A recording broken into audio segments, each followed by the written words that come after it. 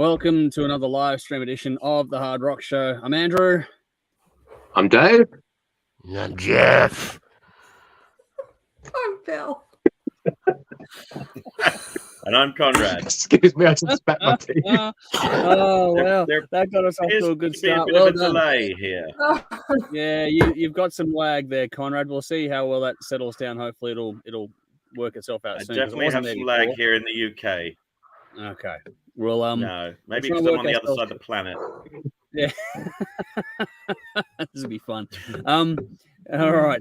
So tonight, as always, it's in case you can't tell, it's our last stream before Halloween. It's as close as we're going to get. So people have gone and done some things. People have gone and gotten dressed up. I couldn't, unfortunately. I don't know time today. I'll get to that in a second. But yes, we've had some fun here. The set looks different. It's all good. And we're excited to get stuck into this last stream before Halloween. Tonight, we're going to go through, we're going to start off a new series of King of the Riff. This time, it's all about debut albums, which is going to be Machine Head's Burn My Eyes going up against Boston's self-titled. It's a weird battle, I know, but that's where the audience polling ranked things out. Going to go through songs of the week as always. Going to pick our albums from 1983. We've got a new game coming up tonight as well, which is Dave's idea. So have some fun with this sort of stuff. There are reference tracks to everything we're talking about tonight in the description box of this one or the post with us. So go and hit those as we go through. We'll put them in the chat as we go through. But in case you're tuning in later on via video or audio, yeah, you can go and find those links there. While you're doing that sort of stuff, give us a like, a follow. That'd be greatly appreciated. To hit the subscribe button if you want to. Anything like that always helps us out. And speaking of helping us out, a big thank you. If you could please check out our Patreon page for more information. We just had to chip in a little bit, as little as you want. You can set up your own ratio, actually, your own rate too, if you want to. But anyway, yeah, just anything you do to help us there will allow us to get more done here behind the scenes. But we have a lot to get through, as always, but it is the fun time of year. So let's do the rounds and let's see. How is your week going, Dave? I'm good. Live by night, sleep by dawn, drink blood. It's fun. Apart from that, in my normal existence, things are good. Watched Die Hard with Jade on Friday. She loved it. First time she's seen it. The little girl's just like me, but seeing Die Hard through her eyes for the first time was fantastic. Like when he's about to jump off the building, he's got the thing wrapped around. She's like, "What's he doing?" I'm like, "Just watch. This is awesome." Yeah. So, I'm expecting she's told all of her friends, "Yippee-ki-yay, motherfucker," because that's exactly what I did when I was her age. Actually, a bit younger. Apart from that, I watched a movie on Netflix called Pearl, which was pretty cool. Some cool murders in that, if you like that stuff. And yeah, yesterday I broke a tooth. Not one of my fake vampire teeth, an actual tooth. During a Wednesday, the boss buys us all lunch. So it's like shit, just dropped a tooth. Find that later. I've got it. Gonna be losing teeth all over the place. Fucking hell. But fucking teeth this week. So yeah, we had KFC and I broke a fucking tooth on a bone. Ouch. Already had one of the molars up the back. Like, shit, the entire side broke off. So no. Went to some emergency dentistry and yeah, it's all patched up and couldn't tell the difference. It's all nice and great, which is cool. And the highlight of my day is Portnoy's back in Dream Theater. I'm sure everyone else is excited. But yeah, when you sent that message through this morning, my heart sunk because I'm like, oh, fuck, not a gig. Dream Theater aren't coming. I can't go to everything else that's coming. But yeah, fucking broke. But yeah, Portnoy's back after 13 years. But I'm surprised I'm not more excited than I should be because I was gutted when he left. But this will make me more excited for a new Dream Theater album because the last one was good, but the wow factor's gone. So now that Portnoy's back, going to get some Portnoy lyrics, going to get some Portnoy production and direction and pedantic stuff that he puts in. So not just his drumming, singing as well. So I'm excited. So, how are you, Jeff? Yeah, Black Dot. Dot. Oh, sorry. I'm good. Can you see me? Yes, you're coming through. Okay. Well, I'm good. I'm on my weekend, so Thursday and Friday this week, so I'm having a blast. And it's just pretty good. Just like you, Dave, and anyone else. Did you break a tooth? No, I didn't break a tooth. But the Mike Portnoy thing, I thought it's not April Fool's. What the fuck, right? Yeah. And then I went and searched on that. I'm like, holy shit! It's everywhere. They all put it up. I was blown away. And I must say, I love Mike Portnoy. He's probably my favorite living drummer.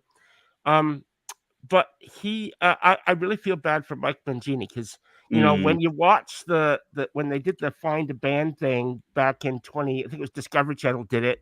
They did the auditions. It's 3 parts. You can watch them on YouTube.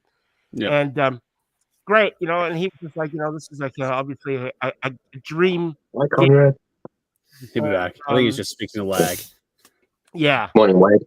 And dream gig for him, and there's no question, 13 years. He was probably thinking he was in there for life, and now he's out on his ass. There was always a possibility Portnoy would come back. Yeah, It's his home. I know, but it's just like there was that possibility because he was still alive, but I don't think anyone actually thought it was going to happen. I had my doubts. Yeah, I did. I was expecting it, especially a couple. Fucking tape. Especially a couple of years ago when Portnoy went to see a Dream Theater concert for the first time in his life. He posted it just like, I got to see my first Dream Theater concert. And he was backstage hanging out with all the members. So there was good blood. It's just a matter of time. Oh, I knew there was good blood. I mean, what's Petrucci and him have worked together since. Yeah, they've been friends for years. So, and they've been friends. They've all been friends. But look, this morning, I was happy, but I was also sad. A little bit, I get that. Virginia was good. But I don't know if it'll be the same. I don't think they'll be doing like different set lists every night and playing 3 hours like they used to. I don't think Portnoy will be as much of a dictator as he used to be. Plus, they're getting older. They're getting older. Really? Yeah, I mean that's why there was some problems between him and LeBray because Portnoy he'd keep diaries of what set list they played in each town and then wouldn't play those songs the next time they went through. So they had to have every song in their catalog ready to go. Which they're not exactly AC/DC songs. They're quite fucking complex. So it was a lot to ask. This is true. Anyway, that's it for me. But Belle, Vampirus. How have you been? I've been great. I don't give a fuck about Dream Theater, so I'm not going to talk about that. That's cool with everyone. That's fine. It's great. Look, it's been a pretty crazy week down here in Tassie, actually. Weather-wise, we had a really bad storm on Saturday night, like lightning, thunder, took out my power for pretty much all of Sunday. So that was not very cool, but we got the hamster going. Yeah, the hamster's dead. So unfortunately, we don't have that option anymore. No, the dog ate it. So there's a guy at my work who wants to eat a guinea pig. He's been talking about it for weeks. Apparently it's legal. He just has to find a place to buy one from. Okay. I know you do in Southeast Asia and that. I have a lot of questions, but I probably don't want answers to them, so we'll just move on. Good point. Wow. Okay, that's really random. Google felting. That's all you gotta do. Jeff, I didn't even go there, dude. I know things are different in Canada, man, but fuck, we're in Australia. Don't Google that. Oh god. He's bald when you can't see him. Yeah. All right. Is it really Look, we had another friggin' crazy storm on Tuesday night, which sent debris everywhere. On Wednesday, like it was pretty bad. It was worse than the Saturday night storm. Things got smashed. People's cars got, trees land on them, and that was a bit full on. So nothing, affected me, which was good. But yeah, driving Ellis to the bus stop on Wednesday was just. It's like running a gauntlet, like driving around branches and stuff all over the road. It's pretty crazy. So yeah, I don't know, pretty uneventful. Public holiday today in Hobart. Yes. Nice. Yeah, it was good. Kept busy though, writing all these notes for tonight. Oh yeah. So I'm glad I had today to do that because I always leave it to the last minute. But that's my fault. So yeah, I didn't read through them, so hopefully they make sense. We'll find out in due course, won't we? This is going to be fun. It'll be fun finding out. Yes. Yes, we'll all find out together, including you. Yeah. Good times. All right, Conrad, how's your week been? Just chasing up housing, just having a look at housing and shit. Getting that sorted has been still an ongoing battle, so it's a bit stressful at the moment. I've got a lot going on. I've got some rock clubs this week, DJing tomorrow night. I'm going to the Dead South tomorrow night. myself to the 69 Eyes and a rock club, and I got a DJ after that as well on the weekend. Dude, I would love to see that band. There's a lot happening. So A jealous. lot happening. Sorry about the lag here. I'm on the other side of the world, people, so it might be a bit of a Not too lag. bad. Yeah. But yeah, it's going to get really busy very soon, and hopefully some job prospects as well, and maybe get out of this place soon as well. That'd be nice. Cool. But very busy. I went to that War of the Worlds immersive experience. Oh, yeah. How was it? I've got to say, it was one of the most amazing. I can't describe it to anything else I've ever experienced because it is unlike anything else you will ever experience. It's just, it's like a live action play that you're in. You're actually in the play itself. You have people take you through different rooms, or actors that take you through all these different rooms. And they somebody else takes you through different stages of it. You have different people taking you through different stages, and there's different rooms in it. Each scene, there's scene changes in different rooms. So it's real. And then there's like virtual reality in it as well. There's like three virtual reality segments of it. So yeah, you've got three different virtual reality scenes. They're very intense, and then you have but you're immersed in a scene within itself. So you're in a scene, and then you put those on, and then you're running through all these different corridors and different rooms. It's just insane, and the actors take you through each room and each stage, and it's really intense. Some people lose their shit in it. Some people freak out because they can't handle it, and I can understand how that could happen. Because there was a couple of times where I was pretty frightened, actually. I was pretty scared. It was like, this is really intense. You have aliens grabbing you. Well, they're claws. Yeah. You think they're aliens grabbing you, but it's actors actually grabbing you. But you're in virtual reality, but you're feeling people grabbing you. And there's that scene in where they do Thunderchild, the song Thunderchild. You're actually out on the Thames. You're in these boats. You sit in these boats, and the boats move. But you're in virtual reality. The boats move, but you see the Parliament, Houses of Parliament, and Big Ben, and it just gets obliterated by the Martian tripods. But you're in the battle. You're right there in amongst it. It's like you're going through the legs of the tripods. It's all that sounds so cool. Around you. Wow, it's just nuts. It's insane. And then you'd see the Thunderchild right next to you. You're in a boat right next to it all. So the battles, you're actually immersed in them. It's really intense. I can't describe it to anything else. And then there's a bar halfway through. You walk into this bar halfway through it, and you get like 15 minutes intermission. Okay, cool. Which is really cool. Really cool. And then you go off into another stage. There's lots of stages of it. As I said, there's different rooms. So there's different scenes that you go through with the actors. They take you through, guide you through it. So, and you actually become part of it all. The idea is to basically survive the Martian attack. It's very intensive. You're in hot air balloons at one point, and it feels like you're actually in a hot air balloon going up into the sky. It's really intensive. So if you ever come to London, please, anybody watching, go to the War of the Worlds immersive experience. It'll blow your fucking mind. That sounds great. That sounds great. How long does it go for? 2 hours. It's cool. It's a fairly long. I mean, we went in. There's a whole bar. I'll send you some pictures. There's a whole bar restaurant kind of area that you walk into when you get there. You sit down, you have a drink and maybe a meal, and then you go through. The whole thing's been purpose built. It's actually like a gutted building that it's a big fancy building too. It's like an old building, so it's in and they've basically, this thing is purposely built for it. So. Not the building itself. The building was a shell, but they've put in all the rooms. They've put in all the lighting. They've built all the different rooms that you go through. So the whole thing's been designed and actually purposely made.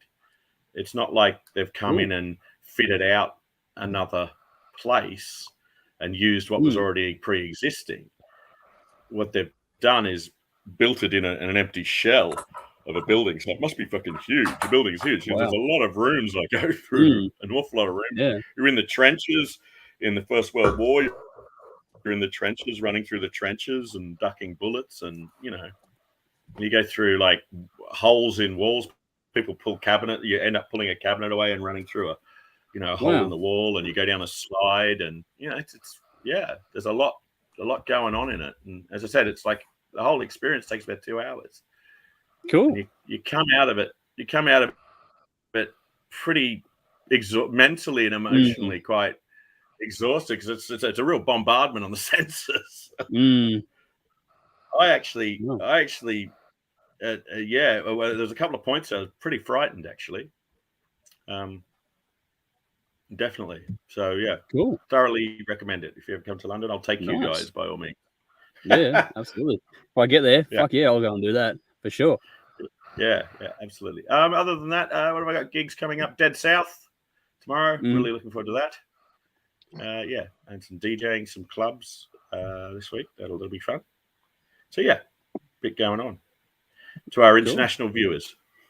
Yes. Yeah. Or anybody in the UK or in Europe. Yeah.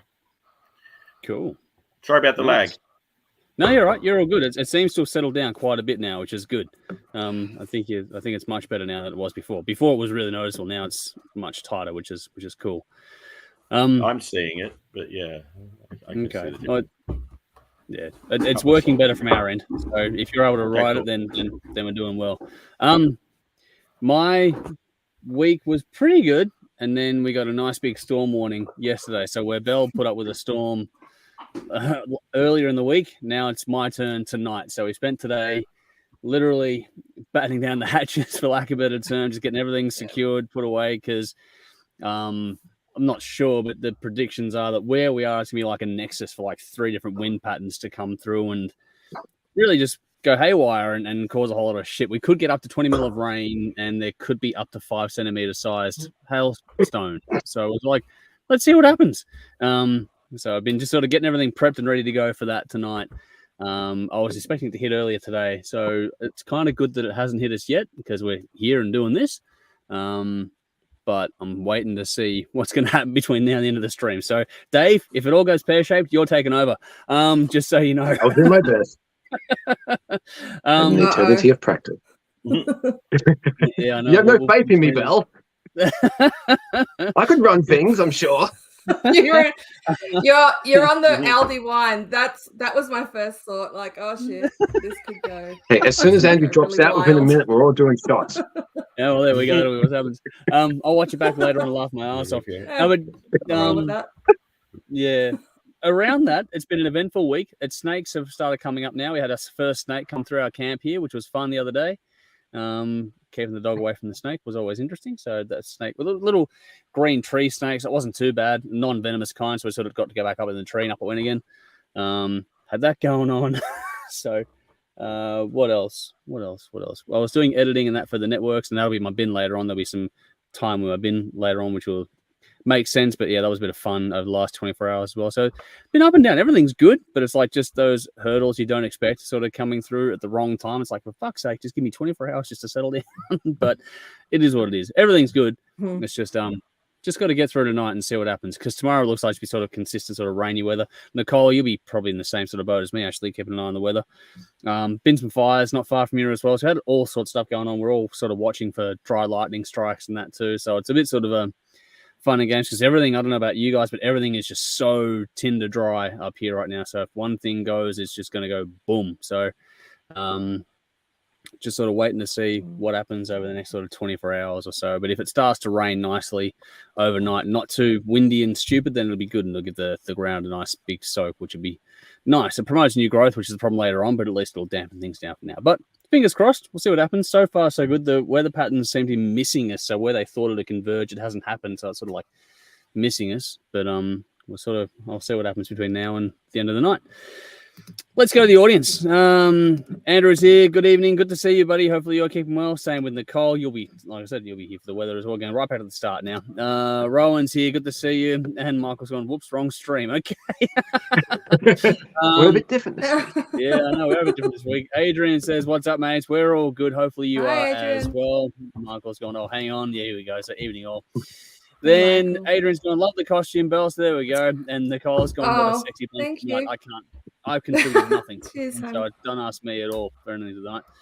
It's all everyone else. Everyone else has done a bang up Sally. job. I have nothing. Sally's gone. Hi, spooky heavy metal people. Good to see you as well. Hopefully you're keeping well. Adrian's gone. Dave looks like a cool vampire.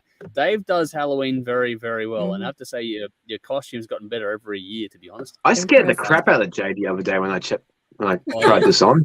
She had no idea. She'd never seen it. She was on her bed listening to Main Skin, doing research on her phone on each song. I just stood in the doorway and just went, ah.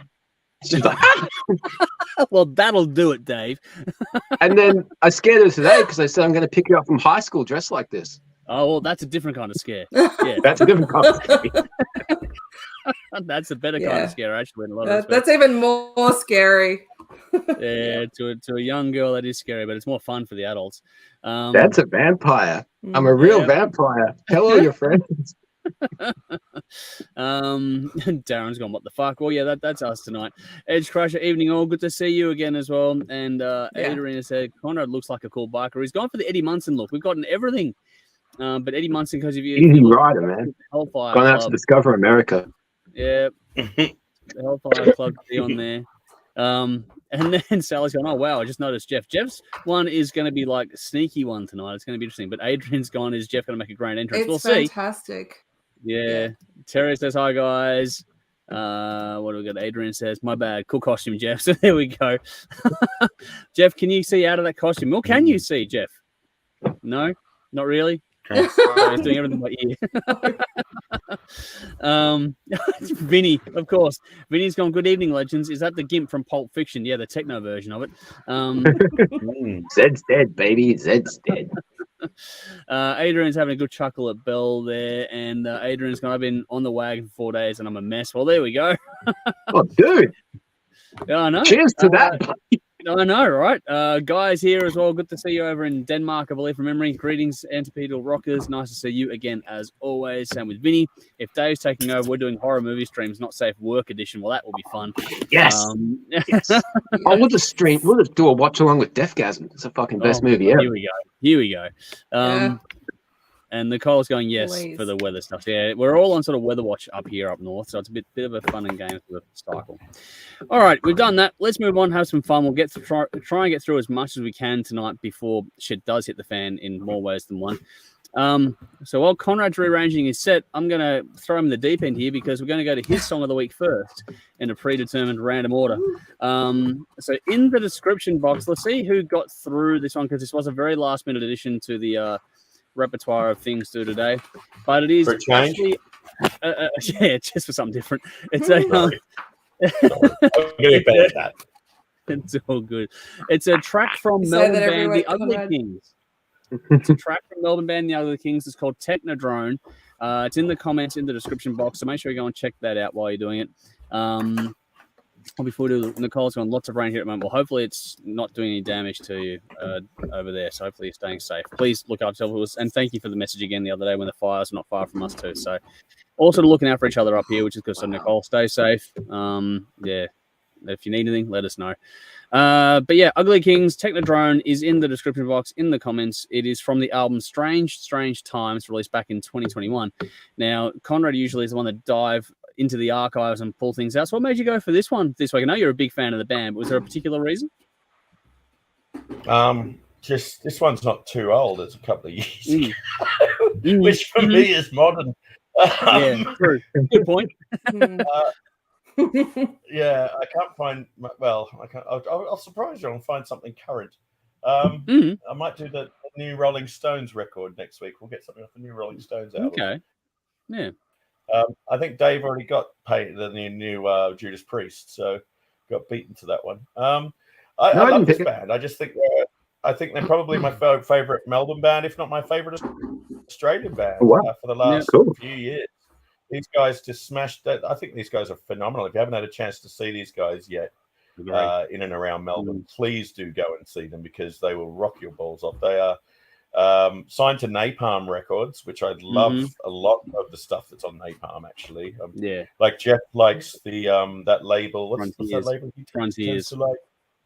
Sorry? Frontiers. Yeah.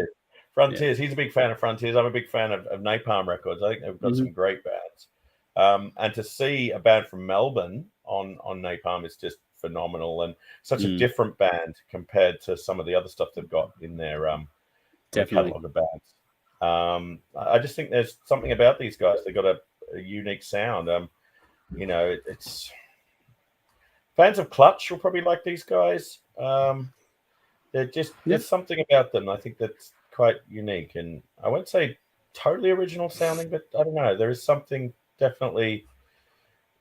There's a certain je ne sais quoi that they have that other bands just, you know, other bands don't have. It's hard to put your finger on what it is, but they do it well. I've never seen them do a shit show. Seen these guys probably about 10 times now, and just every time I see them, I'm always blown away. I always come away saying that's the best band in Melbourne, if not one of the best Australian bands out there. And I do hope these guys break through over here in Europe and get some decent supports with some big bands. You know, you need a really big band to take them out on tour over here and get those festival slots. And these guys will go places. I think these guys will do really well. Certainly do really well over here, and probably in America as well. Just with the right support slot, you just need that break. You know. Yep.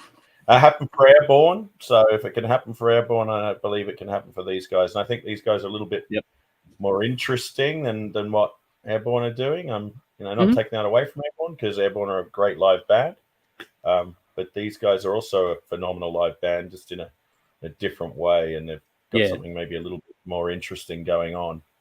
So that's my reason for my choice. All right. I hope other people like it too. Well, let's find out, and let's start with Jeff. How'd you go with it?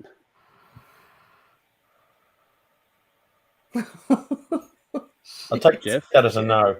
I don't know. I'm not sure what's going on here. If All Jeff's right, audio... Conrad. This is more like it. You've redeemed yourself in spades. Not that you needed to, but purely in my eyes. And you can tell my eyes are there. This is high energy, straight ahead rock, reminiscent of the Queens of the Stone Age. Now, if their drummer was just a little bit tighter, they'd be a dead fucking ringer for them. But that's not really fair, because comparisons to, that band, and we all know Dave Grohl is a phenom.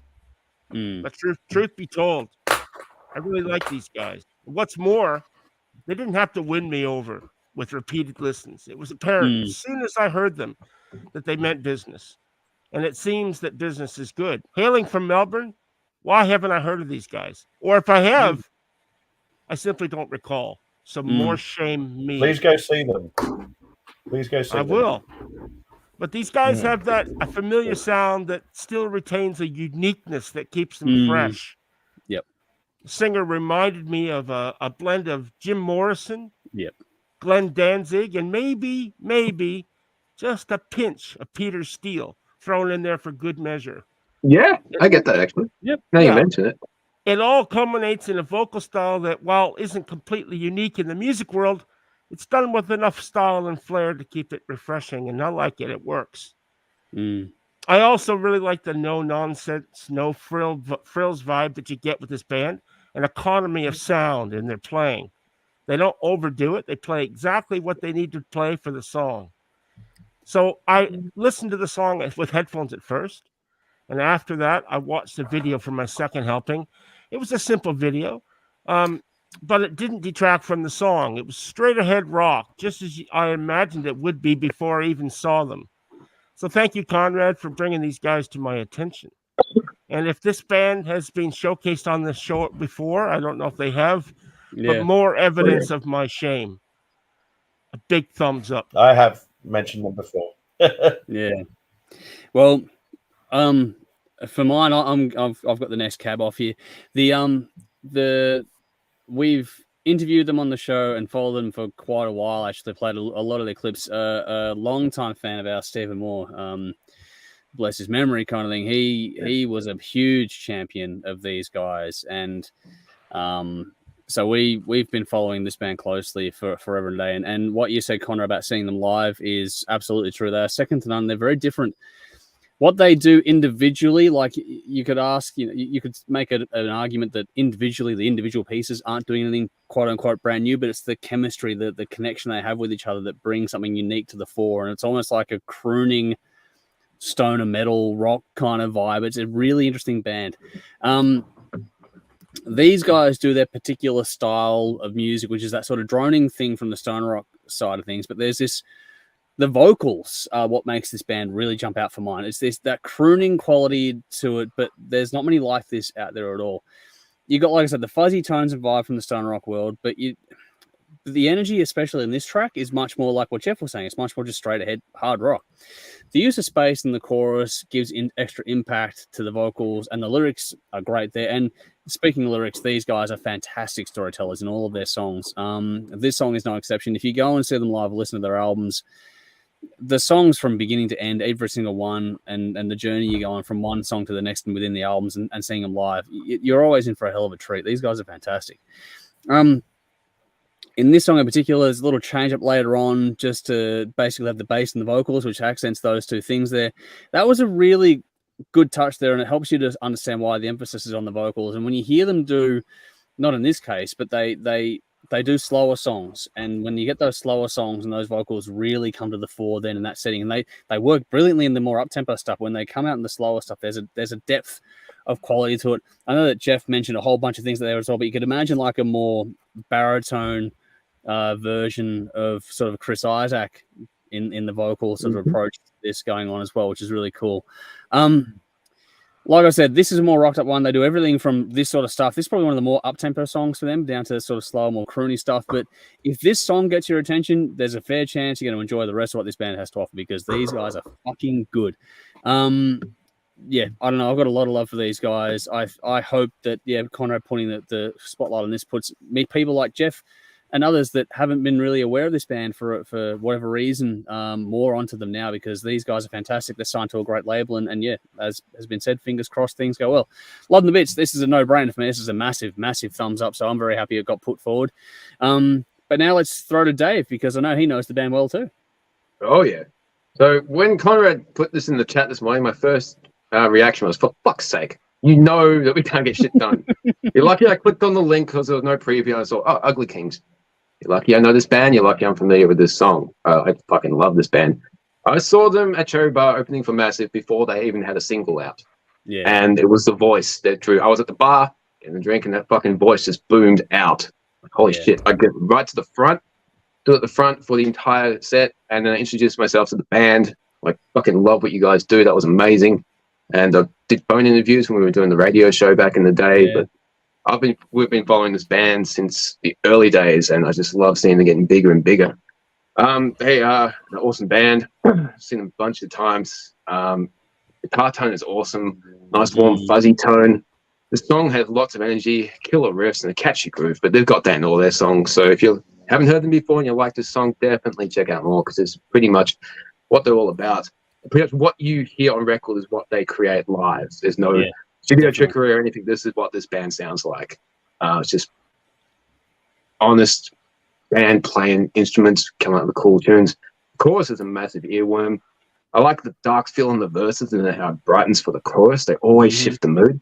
And if you ever do get to see them live, the entire audience is just transfixed on the sound that this band is creating. This is an absolutely awesome band, and I'm so proud that they're from Melbourne. We have some fucking awesome bands right here, and they really, really need, as Conrad says, to get overseas and get on some festivals, because they certainly deserve it. They're all really cool guys as well. So write great songs, good people. Couldn't be more deserving band to get some success. They certainly deserve it. Give a bit of a shout out too to Christos. If you see this one at any point, mate, love you to bits. Hopefully you're keeping well too. He's been fantastic from the beginning for us. I ordered their their first album on vinyl. He personally dropped it off at my house. Yeah, like, dude, you didn't have to do that, man. He fucking lives on the other side of the city, I think. So that's cool. Thanks, dude. Yeah. Special guy, that one. Yeah, no, he's a good egg. Alrighty, one to go. Belle, are you new to the band, and how'd you go? I'm new to the band. I don't think I've heard of them, and didn't know they were a Melbourne band that Conrad sent through the link for. Yep. I wasn't particularly excited when Conrad sent through a link after last week, but let's not dwell on that. I was pleasantly surprised and relieved. Let's just say that. This was really cool. Had an interesting moodiness about it. I like the way they kept switching up feels throughout. feels. By feels, I mean like rhythms. Yeah. I think that the drummer did just as great a job of adding interest to as what the guitarists are adding. He was on fire. Vocal melody was just right. Not playing around with melody too much, keeping things in a smallish range of notes really enhanced the moody vibe of the song, I thought. Like I had this song on repeat for about 5 times today just so I could kind of get it in my head when I was writing out these notes, and it didn't get boring. In fact, I liked it even more each time. So yeah, I don't know why I haven't heard of these guys, because I've been watching you guys for a while. So you know, surely in that time you've talked about them. I just haven't tuned in, but I'm tuned in now, so keen for more. Yeah. Nice. Loved it. Thank you, Conrad. Cool. Well, just reiterating what Dave was saying earlier on about them live. Understand that when you go see them, the whole crowd is really into it. It's not one of those bands you go to where you see people, you know, you see some people standing around chatting and, you know, that kind of they got not the giving whole them audience. full attention. Not giving them full attention. Anywhere you go and watch these guys, the whole place is absolutely 100% into it. You know, just totally in the zone. You know, and that's the sign of a good band. They know how to entertain, and they use groove incredibly well across their songs too, which translates great in a live setting for these and guys. they know how to involve the audience too. They really know how to involve the audience with it as well. So it's really important to do. A lot of bands might be brilliant musicians and fantastic players, and you know everything, have great songs, but have zero fucking talent when it comes to interacting with the crowd. So I've seen that a lot. It's a whole package, It is, absolutely. So yeah, thank you. No, welcome. Thank you. Great pick this week, man. Yeah, great and pick. that's why I'm glad that we've got, you know, Bell and Jeff in particular to discover this band. Like Dave and I are old hats for them, but you know, this is the whole point. If we get a few more people onto them, then hopefully I'll get a few more fans, and it'll help that, you know. Hopefully some of our international viewers, Yes, hopefully so. Well, speaking of audience, let's see what they have to say. Lee says, hopefully you've explored the Life of Agony catalog this week. Well, I haven't had time. I don't know if anyone else has. That. One song was enough. Unreal. It's never going to happen. Yeah, no, fantastic. One was enough. Sorry, Lee. You're missing out. But there was, hang on, I don't Conrad, think just so. for the record, there was a lot of defense for Conrad in the Discord chat as well. So even though Jeff is still disagreeing now, yeah. No.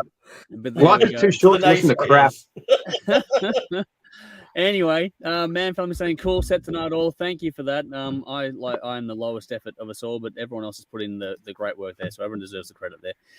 Well done all around. Nicole says, I'm still wondering how they got signed to Napalm Records. It is a different band for that label, but I'm glad they got into that one because Napalm are one of the more they'll stick with the band a bit longer than other ones will, if that makes sense.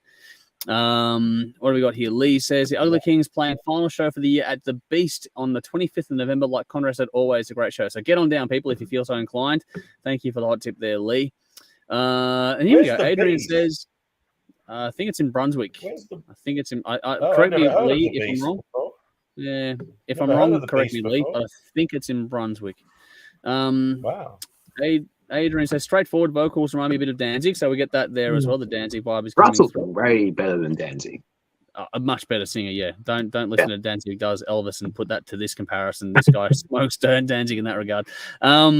Vinny says, I'd love to see these guys live. Great pick, Conrad. So there we go. More love for it too. Andrew says they sound like a mix of Queens of the Stone Age and Danzig. Cool sound. So we are getting that Danzig comparison though, which is nice. And Vinny's gone, not sure why, but watching Jeff talk with that mask on gives me anonymous vibe. So there we go. But Mick's here. Good to see you as well, buddy. Hey, all. I've seen the Ugly Kings twice. They're fantastic. Love their sound. You'd never heard anyone say a bad word about these guys in person or about their music. So there's something in that. They are uniformly or universally appealing, if that makes sense. All right. From one band that we've established now is pretty much universally appealing to one band over the years has been exceptionally divisive. And when Dave put his choice forward, my response in the chat was, "Are you feeling okay?" So, without any further ado, Dave's pick of the week is the Night Flight Orchestra, The Sensation. This is the latest single from the Swedish band, released as a single a few months ago, as a tribute to their late guitarist David Andersson. Now, Dave, your history with this band, you're like the last holdout of us. You're the one that's been holding off on anything and everything to do with Night Flight Orchestra. So I'm genuinely concerned if you're just trolling me at this point in time, or if there's something about this song that might have finally gotten you over the dark side, so to speak. So why'd you pick it? I want to know now. You know that expression, somewhere there's a bullet with your name on it? You go, just get this the fuck out of the way. But if you remember a few months ago when we did the Voyager album, I realized that I probably would have hated that album a few months earlier this year, but I fucking love that album. So obviously my tastes have changed over this year. So around that time, I decided to check out this band, had any new music, and they did. So I've been holding on to this song since then. Before I continue, I'm going to bring everybody up to speed. We've had a long history of this band on the Hard Rock Show. Around 2015, 2016, both Dennis and Jimmy fucking lost their shit over this band, and then none of the rest of us could understand what the fuck the appeal was. But with each subsequent release, one by one, members of the panel dropped. They got Andrew, they got Nikki, they got Brendan, they got Tim. I was the last man standing. It was like Invasion of the Body Snatchers, and you all became pod people. And I swore that they wouldn't get me. But here we are in 2023. I can say this band still fucking sucks, and this song is terrible. No one says I have to like the song that I picked. Wow. There is plenty of great AOR bands out there. Plenty of great synth-based bands inspired by the 80s, which is all cool. This band just comes across as a fucking piss take on the genre. I do not get the appeal, and I don't even know if they're for real. I've had this song as a backup for so long. However, my plan has kind of backfired because on continuous repeats listens, I got the chorus stuck in my head, so I completely fucked myself. Cut that motherfucker. And having the chorus stuck in my head makes this song. It makes this song a lot more memorable than some songs I've heard in recent weeks. This is still better than Life on Agony. I have to give it that. So begrudgingly, even though I didn't want to, I give it 1, maybe 2. Oh wow! Band still fucking sucks, though. But Jesus Christ! Oh wow! So Dave's harsh. on the heel turn. Dave's on the bait and switch. So I was wondering if he was trolling me, and turns out he was. Alrighty, I was. I fucked myself in the process. Yeah, I know. That's probably the silver lining this for me. But Conrad, you go. Man, you got to combine all the reviews that we've done of this band all together, because they are some of the funniest shit we've ever done. Yeah. Funniest fucking crap we've done with this band. It's always been sorry. Like you said,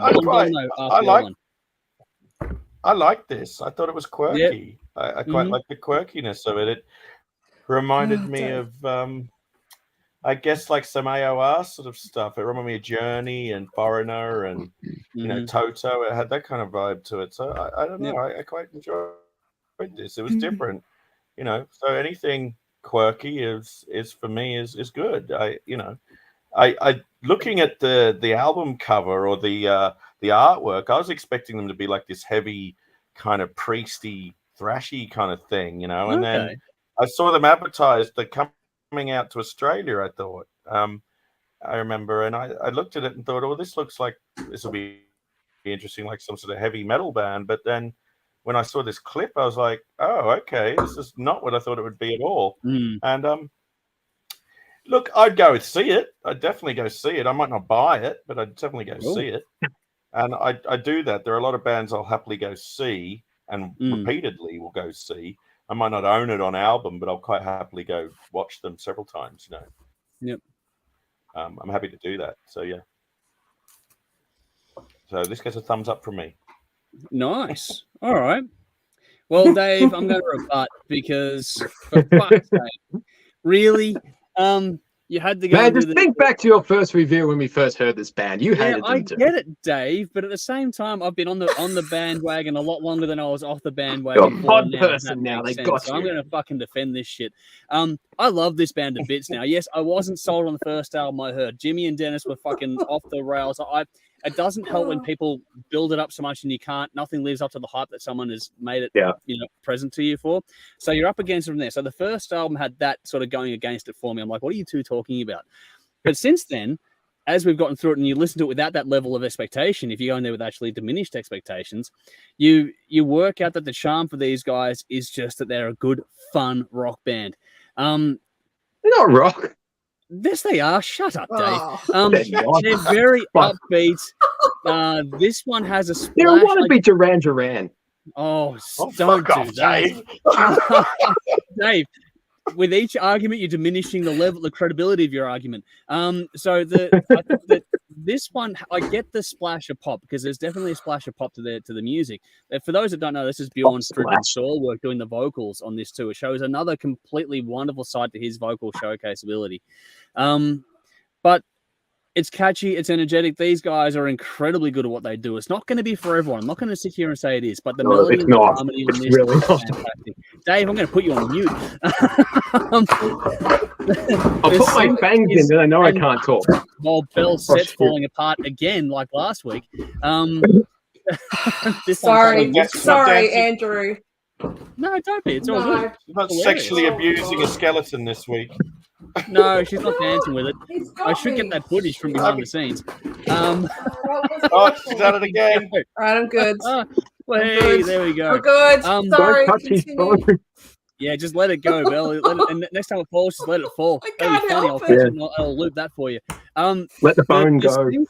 The synth element for these guys is strong, which is again another thing that might put some people off. And even in the commentary, I know that there will be people backing Dave in I haven't seen the comments yet, but I know there will be people backing Dave in going, these guys. There are some people these guys just don't hook, but these guys use synth tastefully, and the way it balances with the guitar is cool for mine. Like I said, it's just fun rock, not for everyone. I do get the ropes with the wrong ways, but they've got the right splash, the right bit of 80s about it, which I think is fun. I could imagine, Dave's going to hate me for this one, but I could imagine songs like this taking a scene in things like Stranger Things. I think it would work. No. Yes, Dave. No. The song builds to a nice crescendo at the end. The little solo is nice touch. The mix on this, their sonics are glorious. And this is one of those things where, yes, it has been a case of every domino sort of fallen over, and this is Invasion, the Body Snatchers, and I'm going to be the one fucking screaming and David pointing and but you're in danger. Yeah, but look, if this band does get the hooks in you, you never look back from there. I think the video is fun as well. You know, stick it to the old bastard. The girl smokes her performance on the video too, and I think that it's funny how the video shows the impact of these guys and their songs winning people over, because that's what's kind of happened over the years of people on the show here. So for me, it's a massive thumbs up. I love these guys, have had for quite a few years now. So like I said, I was not off early, but I jumped on. I haven't looked back since. Let's see how Jeff went with it though. All right. Get ready. All right. So I find it difficult to understand how a band like this can sound so much like a modern day ABBA. And have people not draw comparisons to them. Now, this isn't metal. It's heavily stylized rock and a pop song, heavily influenced by their fellow countrymen. And I've said many times, and I know people out there have listened, I have said many times that I do love ABBA. They were able to write some of the most iconic songs of the 20th century. And one doesn't need to be a scholar in music production to hear those influences heard throughout this song. They are tattooed all over this song.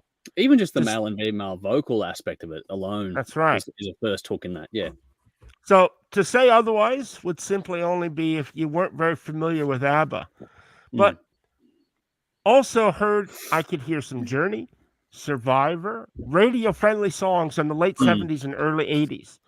And as I said before, I quite enjoy this flavor of music. But a little goes a long way. Now, they certainly aren't reinventing the wheel, and at its core, it contains that commercial, poppy, rock vibe that is smothered in syrupy lashings of catchy hooks and other tasty morsels. The main intention being to tantalize your musical taste buds, and I think for the most part, it succeeds. However, I do question the genuineness of this endeavor, as it seems like a well-thought-out, prepared musical attack that comes across far more contrived than a natural musical progression. Thank you. Case in point. How can a band like this create music like this and its main songwriter and singer also be in a band Soilwork and make music like that work? Both are great at what they do, but chalk and cheese, in my opinion. Yeah, it's a cash grab. It seems like an absolute piss take. No, but I think there's quite a few musicians out there that can wear many hats. So I agree with that. So I want to be clear. But in this case, it just seems like a cash grab. Yes. Well, I don't intend for that to be a criticism of musical diversity, but painted in that light, one of the bands seems more contrived than the other than a natural progression of form. And this is the point. I'm not sure which one of those bands falls into that category. But that's not for me to say, and I'll leave that up to the listener to come to their own conclusions. Mm-hmm. But I will say that while I find this song catchy, it's not overdone. It's not annoying in a way of being stuck in your ear or head all day long after you've listened to it. And so, for all its seemingly deliberate preparedness, it isn't quite to the level of being earworm material. Be that a good thing or a bad thing. Again, that's not for me to say. So, Night Flight Orchestra has been one of those rare bands that seems to be able to sit confidently in the rock, hard rock, metal, classic rock, pop, and even disco camp at times. Yeah. Somehow they found a way to combine all these influences and eventually arrive at this unconventional sound that seems to be all of their own. Even if that sound isn't something that everyone will like or they've came about by a natural means. So I'm going to still give this a thumbs up. Okay. Nice. All right. Well, we have one domino left here. Belle, how'd you go? All right. So when I wrote this, I didn't know what Dave's motivation was for putting this song up because it's the most bizarre thing I've ever seen him put forward. And if it's a joke, then the joke's on me. Because once I got over the shock and the what the fuck is happening, I actually really enjoyed it. Thank you. I got you. You're a pod person. I don't care. Welcome to the tribe, Belle. I am still the last man standing. They're cozy. Look, it took me a second playthrough to get to sort of get my head around it and stop scratching my head over the music, trying to figure out what the fuck was happening in the film clip, which, by the way, I still don't get. It's a stupid video. It really is. I sort of get it, but I don't think I fully get it. Anyway, that doesn't really matter. Put the Dave factor and the bizarre video aside, it's actually a really cool, fun song. I know it's a new song, but it definitely has an old school vibe.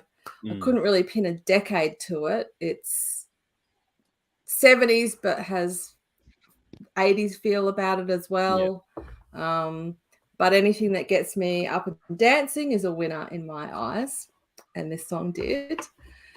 Another thing that got me about this song is that it stood out like dog's balls in amongst all of our songs of the week this week. All our songs had a really dark vibe to some extent, and this couldn't have been more peppy. Anyway, Dave, you're a weirdo, but I'm glad you picked this because this was a whamtastic song. Nice. Wow. Well done. I like the pun. That was good. Whamtastic. That's the one we'll have to spit my teeth now. Yeah. I am still the last man standing on this fucking song, and I brought it to the table. Well, let's see what the audience have to say about this one then, because it's going to be interesting. Back to Ugly Kings for a second. Edgecraft said, better choice than last week, Conrad. Good song. So there we go. But Nicole says, I don't mind this band. My alter ego does an 80s jig to it. So there we go. This is back to the back to it now. Adrian says, cross between Europe and the band Survivor. So there we go. There's that Survivor reference there. But Nicole says, kind of like an early, softer version of Electric Cowboy. That's not a bad one there. So, sorry, Callboy. Sorry, callboy autocorrect. And Adrian's gone exactly Dave, so I think that's backing for Dave there. Vinny says, actually don't mind this at all. Feel like could appeal to fans of other genres. Pure fun that cuts through bland work days. So that's true there as well. Yes. Well done, Adrian saying, damn, Bella's distracting me with the set falling apart there. Edge Crusher says, not a fan of this style of music. So there we go. And Vinny says, looks like it had a bone to pick with Bell. Yeah. There we go. And then Man Family says, Night Flight, unique tunes, very catchy hooks. There we go. And Michael says, nice work, Jeff and Bell, good reviews. So there we go. Some love all around. Thank you. All right. Well, Bell, you did mention that there were songs that stood out in the pack this week.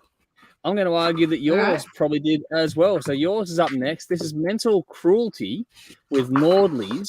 They're a German band.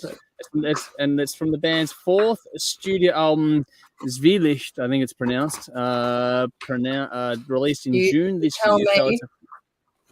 So keep going with your intro. I said you tell me because I wouldn't have a clue how to pronounce their album.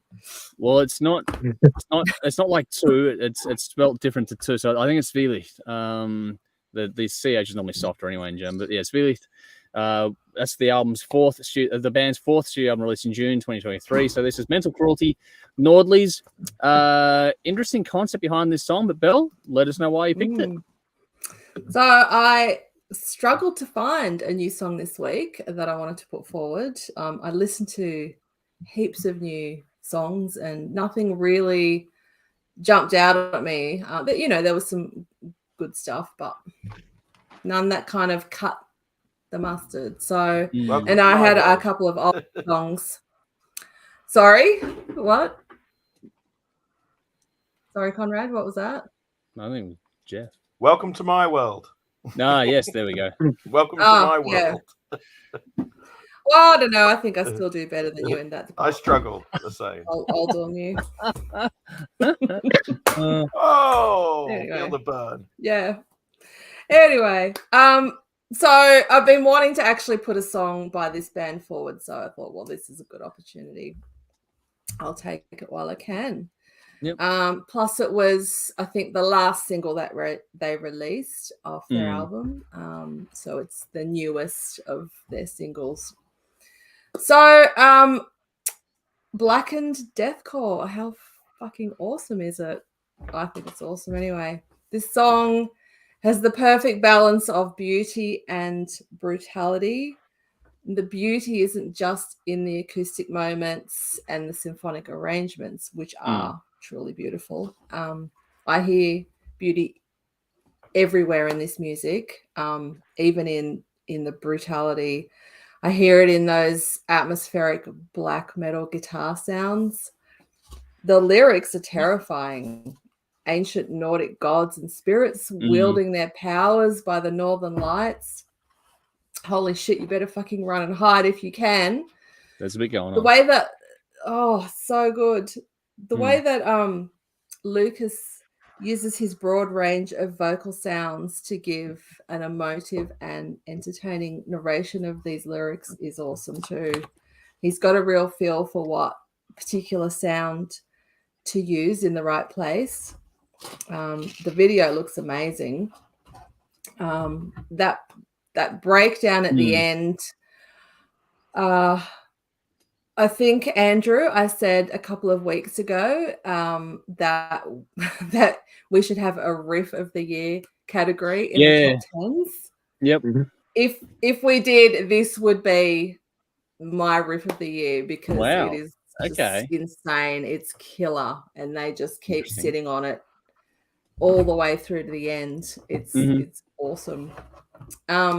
So I love this band, and I was glad to be able to put forward a song of theirs, and I'm really keen to hear what you guys think, and I hope you're not too mean to me about it because it's a little bit out there. It's a little bit full on, but it's what I like, so that's it. You got to go to your tastes. You got to go to what makes you happy. Yeah.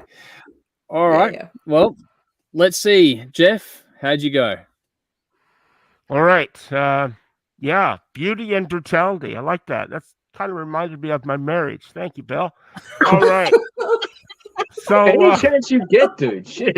I know. Wow. Man. Sink the slipper, man. Go for it. 20 fucking years. That's all I got to say. All right. So, anyway, Bill, what the fuck are you playing at? How can you follow up last week's song with a song like this? How do you do that? Anyway, what we got here is Mental Cruelty. This is another example of a brilliant band in a theme I thought of Dimmu Borgir, but taken to another level entirely. And I do mean another fucking level. These guys went straight up. So my experience with these guys, and indeed this genre, really has been extremely limited. And what I've heard so far, though, including this song, seems like it's a fitting testament to their brilliance. Sure, they may employ some of the familiar tired mechanics like blast beats and screamo vocals and that wall of sound, but to dismiss them as only that would be a simple travesty. There's so much more hidden here beneath the familiar veneer of public perceptions, and it should be heard by more people. And as I said above, I could hear there's orchestrations here as employed by bands such as Dimmu Borgir. And it's clear that they've taken much from that. But I do really feel there's so much more than that. The music found here is done in a way that at no point betrays their immense creativity. There's powerful emotion found here, to which I think, sadly, many people will miss out on experiencing. I've not heard this particular song before, and so I found that it took me on a musical discovery with their tasteful use of orchestral and time arrangements throughout. Crushingly heavy. And I know that there are probably artists out there who would qualify as heavier, but I don't know how that would be possible. And if it is, it's beyond me. This was fucking heavy as fuck. And but maybe, Belle, you could give me some further recommendations sometime. I guess it goes a long way in describing my relative inexperience with music like this. But I have one on the record as saying that I particularly love dark, emotive music that takes me on a musical journey. And that's what I've discovered here with these guys after listening to this song. And then I thought, what the fuck? I'm going to put the rest of the album and play it. So I listened to the entire album. Okay. And I must say, thank you very much, Belle. What is it? Zwelik, I think? Is that how you pronounce it? Zwelik? I don't know, something to that effect. But yeah. I knew I'd fucked that one up. But anyway, it's still a good album, regardless of what it's called. So I have to say that this is really beyond my comfort zone. But I found that I quite like it. And the more I listen to it, I'm actually able to discern some of the vocals. Now, I won't lie. Traditionally, I have always found it difficult to listen to a band when I couldn't understand the vocals. And because it's clear that if you take the time to explore, there is a story here to be found. Yeah. Of course, I'm not fluent yet enough to be able to do that without some help. So I followed the lyrics as it was on the screen. And I think a lot of music like this gets put into a category that limits their exposure. And I think that because many metal bands don't realize that there is indeed stories in these songs, they dismiss it completely without listening to the music. And that's a shame. So I actually found the music here beautifully done. And the lyrics are too. One only really needs to step out of your comfort zone and take a few moments to experience something different. And who knows, maybe, just maybe, you might experience something that you actually enjoy. Cool. And that can't be a bad thing. I'm not going to lie and say that this is my favorite thing I've ever heard. But I will say that as confronting as it was, it's extremely well done. And you can hear the sheer complexity here. So, again, Belle, thank you very much. Massive thumbs up from me. Wow. Awesome. Cool. There we go. That's so cool. Thank you, Jeff. Yeah. There's a term that Tim referenced with me about being black metal curious and how my exploration into the heavier cycles of metal has gone on through the years. I think we're putting Jeff into that category now too. Jeff's getting curious, which is interesting. All right. Conrad, how did you go?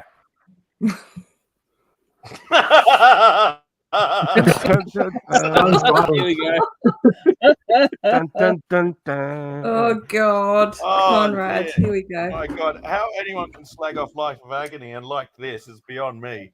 Oh, here we go. All right. Honestly, Life of Agony got more talent in their farts than this. This is fucking awful. I'm sorry, it's bad. I don't get it. I don't get it. It's just, I hate black metal with a passion, but this is, I was being open-minded about it. It was probably a little bit more musical and commercial than some of the other sort of stuff that's out there of this genre, but it didn't flick my switch at all. I don't get it. It just doesn't. I don't get it. It doesn't work for me. It doesn't grab me at all. I don't know what there is to like about it. I'm sorry. For those that do, you have some black metal purists out there who are going to go, it's not true black metal. Yes, because the production values are too high and it doesn't sound like it's been recorded. Doesn't sound like it's in a tin shed with mattresses. Yeah, that tin shed shit Doesn't sound like shit. Yeah, it doesn't sound like shit, so therefore it's not true black metal. Exactly. So fuck off to those. It's not meant to be. It's not meant to be. The production values are much better than a lot of bands of this genre, which I'm happy to hear. I'll give it that much. But no, didn't flick my switch. But that might just come down to taste. I think, as opposed to it being. It doesn't mean it's shit. If I don't like it, does it necessarily mean it's shit? No, it's just not my taste. However, I would like people to share that view when reviewing my stuff.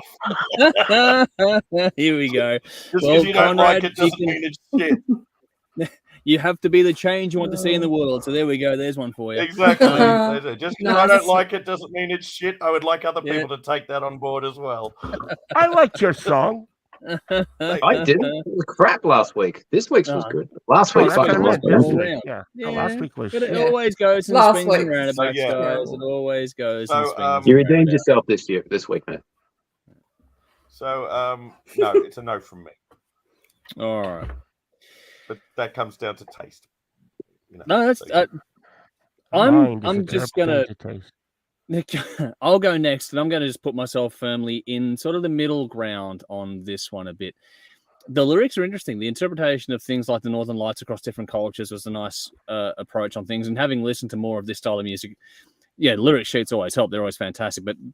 But I think the production was great, and I think that it sounds great. And the way the vocals are able to cut through was pretty cool. They did that pretty well. It starts off a bit folky, this one. The use of the acoustic guitar, particularly at the start, but also throughout the whole song, was nice on this one. It's interesting. It's a point of difference. But around that, though, I did find it falling pretty quickly into the tropes of the generic blast beats and scream vocals, which I get why they do it. But for me, the points of difference for this band were things like the orchestration, the composition. That was a big highlight. When the second verse kicked in, I found that to be a lot more interesting than the first verse and the chorus. I don't think the chorus is very good in this song.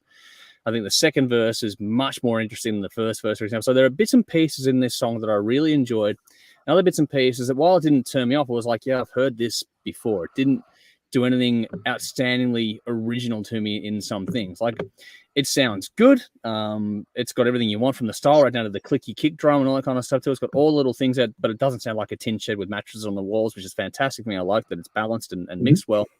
I just felt like the chorus, by comparison to the rest of the composition with the orchestration, I just felt like being heavy for the sake of it and didn't really bring anything. For the biggest part of the song, for the quote unquote hook part of the song, it didn't really do that. I found the other parts more interesting. But like I said, it's a bit of a Jekyll and Hyde kind of a song. The lyrics are great, the production's great, there's bits of composition that are great, but there are some parts I'm like, that was whatever. I like bands like De Maubourgier, Septic Flesh, Dark Throne. Those guys to me are like what you put the benchmark to. And while this is good, it's not nearly in that caliber. So if I think about this world of music, does this song do enough to sort of stay with me or cut through or not sound like the rest? And while there's interesting aspects of it, I don't think it's one of those songs that for me is going to hold my attention for more than the duration of the song, because it'll dissipate, because there's a lot of other stuff that's out there like this one. And I'm curious about the rest of the album to see what that does, because Jeff obviously enjoyed it a lot, and Bell has wanted to put, you know, forward something of these guys for a while. So I'm curious to check out more. Might be it's just this one song hasn't spoken to me. But yeah, I just think it's one of those ones where I wonder if down the line, I don't think it's one of those cases where I'll remember the song, or I'll remember the band name, go, yeah, we did something on that. What was it again? That'll be what this kind of reminds me of at that point in time. It doesn't feel like it's one of those songs that sort of stay with me. It just doesn't quite cut through. It's good enough. It's a good thing. It's not a bad song or anything like that. I'm not being overly critical of it. It's just I don't think it does much to get above the middle of the pack kind of thing for me, especially when I have other bands in the same world in much higher regard, in my opinion. But again, that's just my word for it.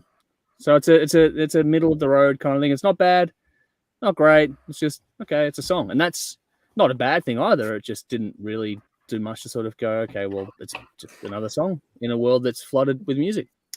Dave, how'd you go? Yeah, when this came out a few months ago, Bell shared it to our group chat, to which I posted a smart-ass comment about the band having a fitting name, to which Bell quickly replied with the middle finger emoji, which is hilarious. I honestly got to stop making smart-ass comments before I listen to things, because I did listen to this whole album back when we were on hiatus back in August, I think it was.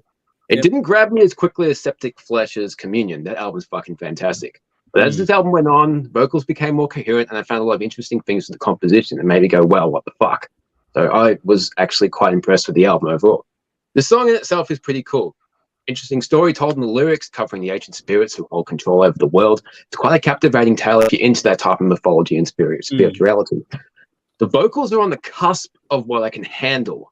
For the most part, they are coherent. I can hear words here and there. I can't get the entire sentence all the time, but the words are enough to make me want to follow the lyric sheet, which I hate, because you shouldn't have to. I don't know why you write great lyrics like this and just fucking growl them out. We might as well just go back to cavemen grunting at each other if we're not going to respect language.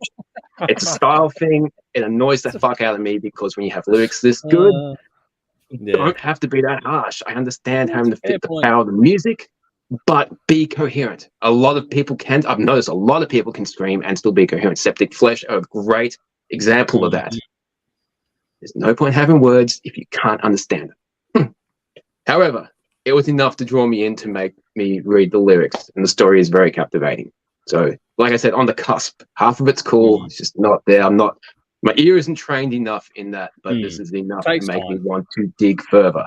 And a lot of heavier music I've been hearing recently, starting to get a feel for what I like with the heavy vocals and not so much. So, great opening with the acoustic guitar, which they return to between the full-on onslaught. So I thought that was a cool, diverse change throughout the song.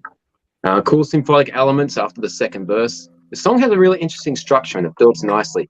Not your traditional song structure. You don't get verse, chorus, solo, bridge, chorus, outro. Yeah. Instead, you get various sections that fit together and flow nicely to suit the narrative. And the more I become familiar with this style of music, it's more about epic storytelling rather than following the norm of song structure. Yeah. So if you like stories and you like something presented differently, you got to dig deeper into this stuff, because it is worth your time. It's not fucking commercial drive-through fast food shit that a lot of music is turned into. This you have to spend some time with. The ending is cool. I love the fucking lyrics with the repeating line, "I am fire," followed by different descriptions on that. "Bringer of doom, portent of war, light up the heavens, bringer of dawn, son of the moon." That last line is fucking awesome. I thought that was really cool. Excuse me. The music video is cool too. A nice use of lighting, and the face paint really fit the vibe of what they're doing. And cool use of the Northern Lights as well. They do mention different colors of the Northern Lights in the lyrics, so it's kind of a wasted opportunity to just have the green.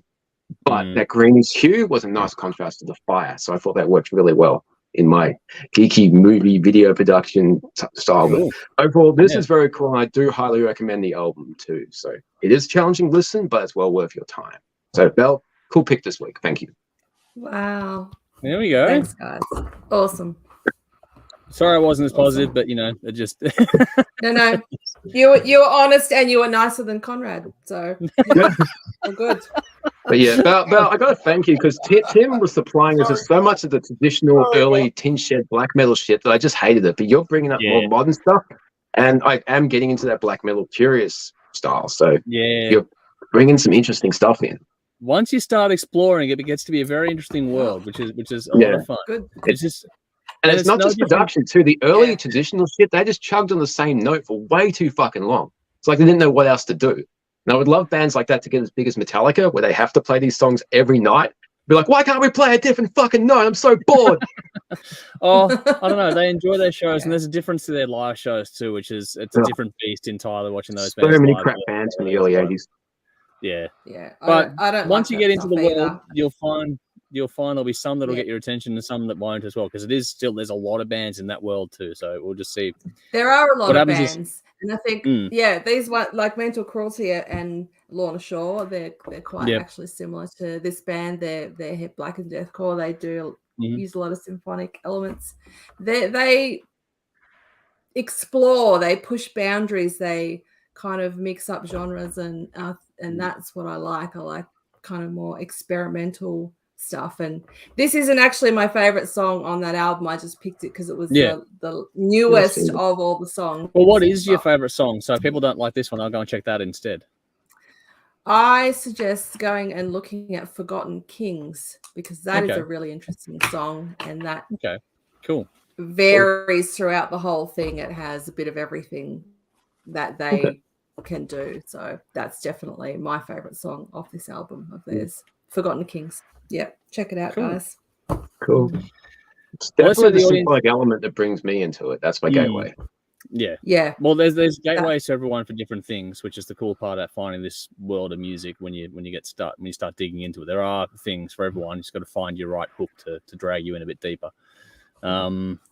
Let's see here. We got Adrian says, great choice, Belle. I love the acoustic intro and it is brutal. So there we go. Got some love for it straight off the bat.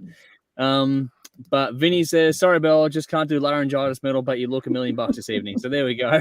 Oh, thanks, Vinny. What do we got? Adrian's laughing at Jeff. Darren says, fantastic. Listen to this multiple times on Spotify. I haven't seen the video. We'll check it out. So there we go. But Man Family say hard, heavy tribalism. Very cool, which is good. But Vinny says on the flip side, come on.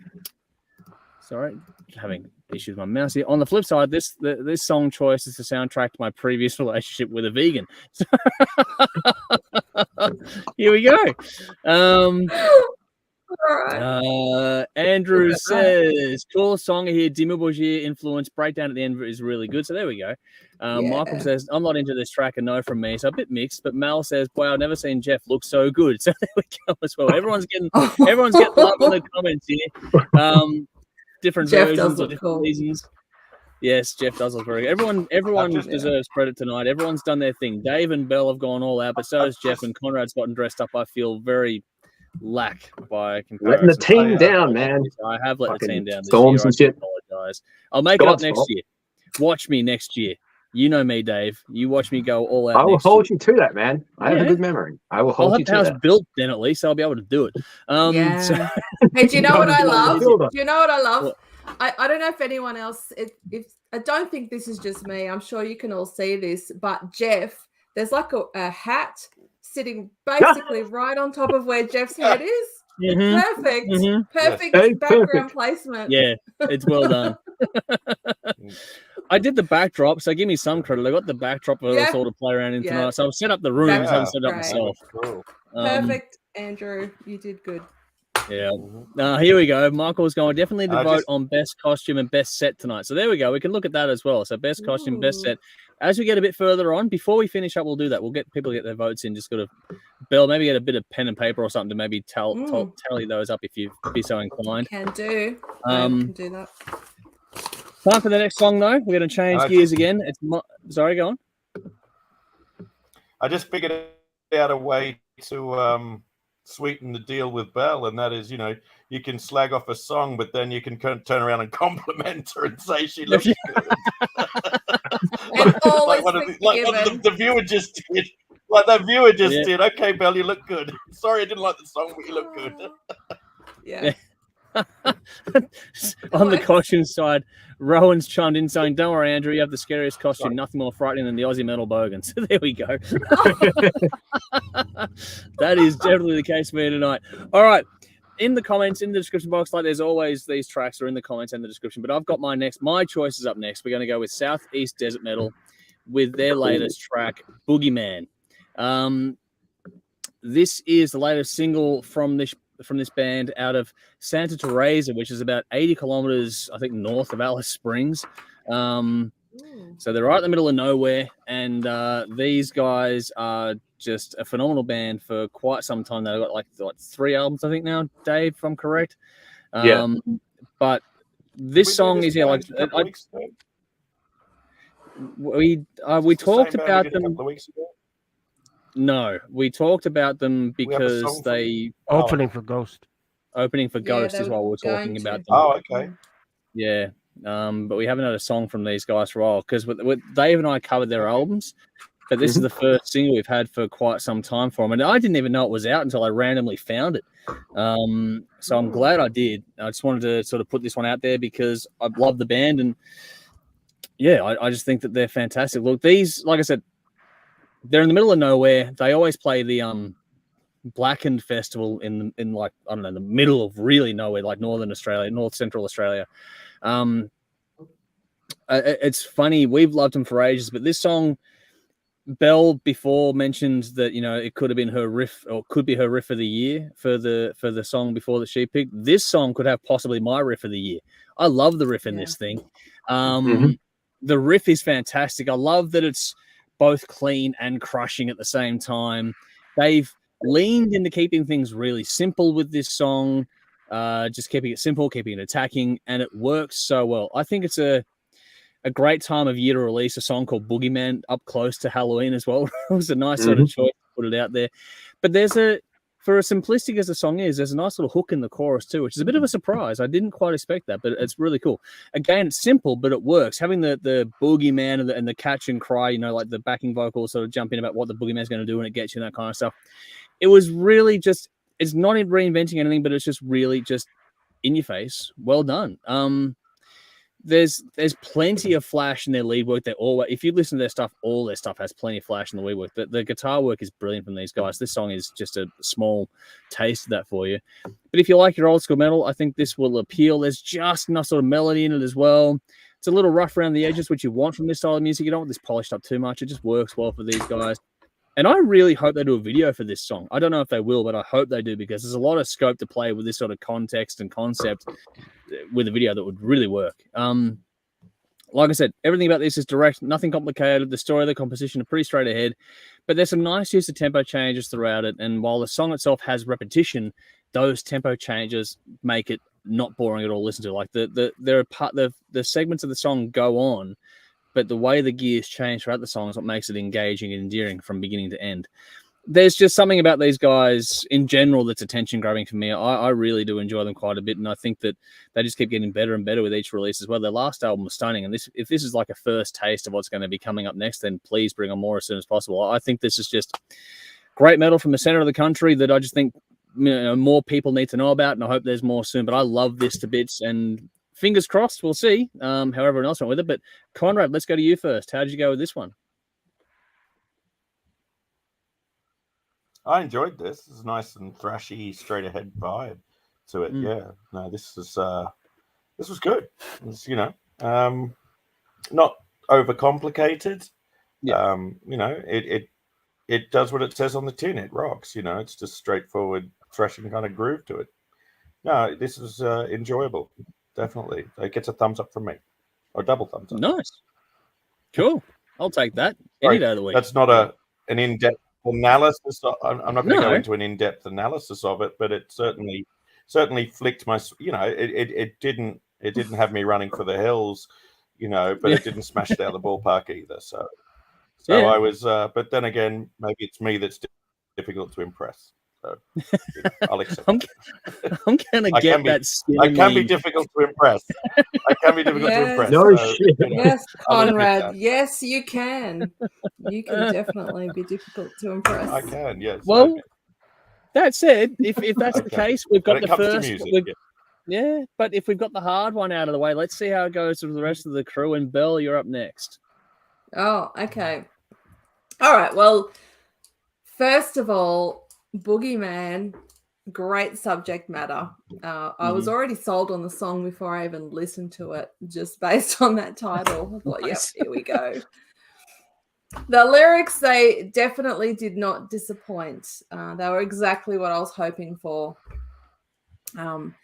Then I started wondering if Boogeyman was a metaphor for something that I might be ignorant of. But I don't know, but the room is open for it. Yeah, the room is open for it. It's possible. It's very possible. They definitely suit, you know, like literally what it is, or what it could be about the Boogeyman. But who knows? It could be curious to know. It's interesting you raise that point, especially what this country's gone through in the last few months, just to put that out there in the context. There is a bit of that to it in my head as well. Yeah. Yeah, that's right. So yeah, there was something there that made me question exactly what it was about. So we'd be keen to read perhaps some interviews, perhaps some journos will ask that question. What's it about, and see what they respond with. So you guys get a lot of media come through if anything like that comes through. Yeah, I'll keep an eye. They don't do heaps of press. They don't, unfortunately. Yeah, but okay. Okay. All right. Not sure. We'll see. I'll keep. If I see anything, I'll let you know for sure. Awesome. That'd be cool. All right. So look, the music when it starts, there's no fucking around. They just get right into it with that awesome riff, as you were saying. I agree. It is awesome. The guitar work throughout this is fantastic throughout, including the solo, which I think is just as good as those riffs. On one of my playthroughs, I tuned into just the drums and what the drummer was doing. Great drum track, perfectly complementing the guitar work. Well done there. I think my biggest takeaway from this song would be the unsettled feeling that I got just listening to it from start to finish. If you're going to write a song about the Boogeyman, then you want to make your listeners very nervous, and not just with your lyrics, but with the music too. And they nailed that vibe 100%. I really, really love this song. So cheers, Andrew, for putting it up. It's very cool. Nice. Yeah. I'm glad you liked it. So we're doing good so far. I have a funny feeling I know which way the next one's going to go, but I'm glad it's going good so far. But Dave, over to you. Oh, hell yeah. I fucking love this band. This song is amazing. Right from the opening note, this song just means business. Excellent guitar tone, and the vocals are awesome as well. Killer riff to open it. It's just one you want to learn. You could play this over and over again, and it would just be fun. Work on acoustic or electric. Just when you thought it had all been done, it seems very simple, but it's so effective. It's such a cool fucking riff. Great shifts in energy throughout the song. The lyrics get down to really good storytelling right from the start. It's haunting and instantly memorable. The guitar solo is fantastic. This band has always written good songs, but I think this could be the best I've heard from them. And they've always had the bar pretty high. So as you said, Andrew, if this is an indication of what the next album's going to be like, bring it on. Definitely. Cool. I'm enjoying this one. One more to go. Let's see if I can get the sweep. Jeff, over to you. All right. I really wanted to see these guys when they were poised to open up for Ghost on their recent tour of Australia, and in Melbourne in particular. Sadly, due to some technical difficulties, they were unable to perform on the night, and I feel a bit cheated because I was really looking forward to seeing them live. So naturally, I had a strong interest in further checking out their musical catalog and get a better taste of what I was missing out on. And I must say, that only fucking pissed me off even more, because after what I heard, I was really fucking annoyed because I liked what I was hearing. So yeah, I shouldn't have done that. But anyway, in some way, in some respect, I'm glad I did. But one thing I'll notice straight away is that these guys have a very professional sound. The production on the sound is overall is very solid on the guitars, the drums, the bass, the vocals, the whole bit. It all combines to make a world-class sound, and they should be more popular than they are, and I hope that they do continue to grow. However, that is where the praise stops with me. Now, this particular song, I just say that I enjoyed the overall theme of the song. Obviously, working in theme pick, Andrew. Obviously, this time of year, as you know, as we streaming right now, Hollywood's only right around the corner, just a few days from now. And despite the fact that they used Americanized spelling of the word boogeyman. I get what they were going for. But the repetitive, simplistic chorus for me detracted from my overall continued enjoyment of this song as a whole. But I want to be perfectly clear. It was just the chorus that rubbed me the wrong way. It's not bad, but it's like finding a bone in your fish fillet. It doesn't ruin your dinner or the enjoyment as a whole. It just sort of mars that one mouthful. What do? You pick it out and you move on. So for me, this is just a nitpick, but I had to mention it. Yeah, fair enough. Everything else I hear sounds great. And as I've said, these guys are really good. I do like their sound and their overall product that they're putting out. That makes it sound like a bit like a drug deal. It's not a product. It's just a thing, but you know what I mean. So look, I would be remiss not to mention how this makes me feel. Knowing that these guys are from here. Now, I may not have been born in this country, but I do consider myself and call Australia my home. And a band such as Southeast Desert Metal makes me really feel proud to say that. Yep. So, because of this, and therefore I'm going to still give this song a thumbs up, as I don't want my particular dissatisfaction from the chorus to influence anyone out there who's watching them not to check this out, because these guys are fucking great. They should get a great thumb up from me, and they're well worth your time. Boom. Nice. So, cool. All right. Well, let's see what the audience have to say. So Mick, I think he said, I saw these guys supporting Carnival. Yes, a few years ago at the Croxton. They were fantastic then. I was keen to see them again. So close to seeing them again when they were supporting Ghosts. Yeah, unfortunately, it didn't quite work out for everyone there. Vinny says, so glad you brought this band. Have been following them since it was first mentioned on Terrorist a while back. I'm glad you've been following them too, because they're one of those bands to get into them. They stay with you. Oh, yeah. What do we got here? Then Adrian says, exactly choice, Andrew. It reminds me of Pantera. I love the guitar solo, great guitar tone. Yeah, they do have that sort of Pantera effect going for them, which is nice. Michael said, love this track. Interesting and total vocals on this worked well for me. So there we go. Darren's, as always, got to check out early, which is good. Good to see you, mate. Hopefully you keep well, and I look forward to seeing your comments coming through later on. And Michael saying good night to Darren. But yeah, no, good to see you, Darren. Hopefully you have enjoy the rest of your night, and we'll catch up with you very, very soon. Right, one more song, then we get to the games, and we'll get on done with this one. Which is obviously, there's one more left to go, which is Jeff's choice of the week, which is Green Lung with One for Sorrow. It's the latest from the British band. It's from the upcoming album, This Heathen Land, due November 3rd, 2023. So again, reference track for you is in the comments and the description box. It is Green Lung with One for Sorrow. And Jeff, this is, dare we say it, you stepping out of your little zone that you've established for a little while now and giving something different. So what made you go down this path this week? Well, I wrote about it. I'll tell you. So I was on my usual look for new music, as I was in my usual places. And I was coming up empty. Well, not completely empty, but there was just nothing jumping out at me. After last week's pick with the Metal Nuns, to which I've been scouring the internet looking for more information about them, I have found out that they're actually from Mexico. Did you end up on Pornhub? They're from Mexico. Okay. Yep. Someone said they're from Canada, but I looked up. There's another band in Canada, but they're not the same. Okay. Yep. And apparently there's like 9 bands or something like that over the last 20, 30 years that have all used the name Dogma. But these guys are from Mexico. So okay. So good digging. So I had to know. I thought I'd follow that up. So I decided to broaden my search a little bit. So as I was turning over rocks, looking here, looking there, trying to find something that was catching my attention. And at one point, I almost chose the band Nuclear Power Trio and their song Critical Bass Theory. Nice. Being an instrumental, I mentioned that on Sunday. I didn't think that an instrumental would go over very well with everyone. So I moved on. Okay. So eventually, I came across a video by Green Lung. And if I'm to be perfectly honest, what grabbed me, my attention, was not the music. Because it really hadn't started playing yet.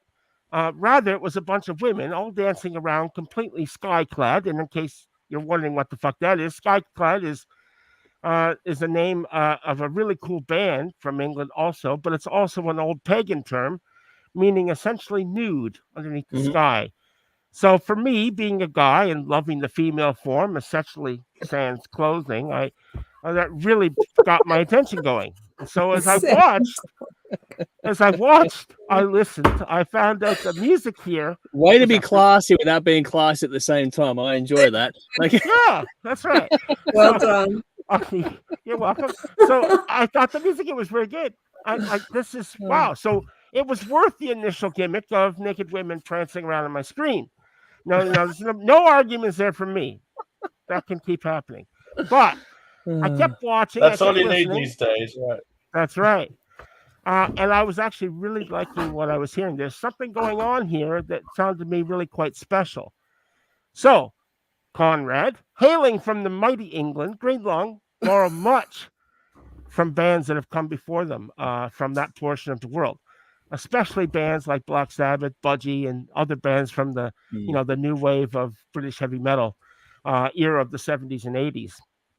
And what you get here is dark, emotive, and evil. And I tend to like that in my music, especially if it's done well, and as it is here.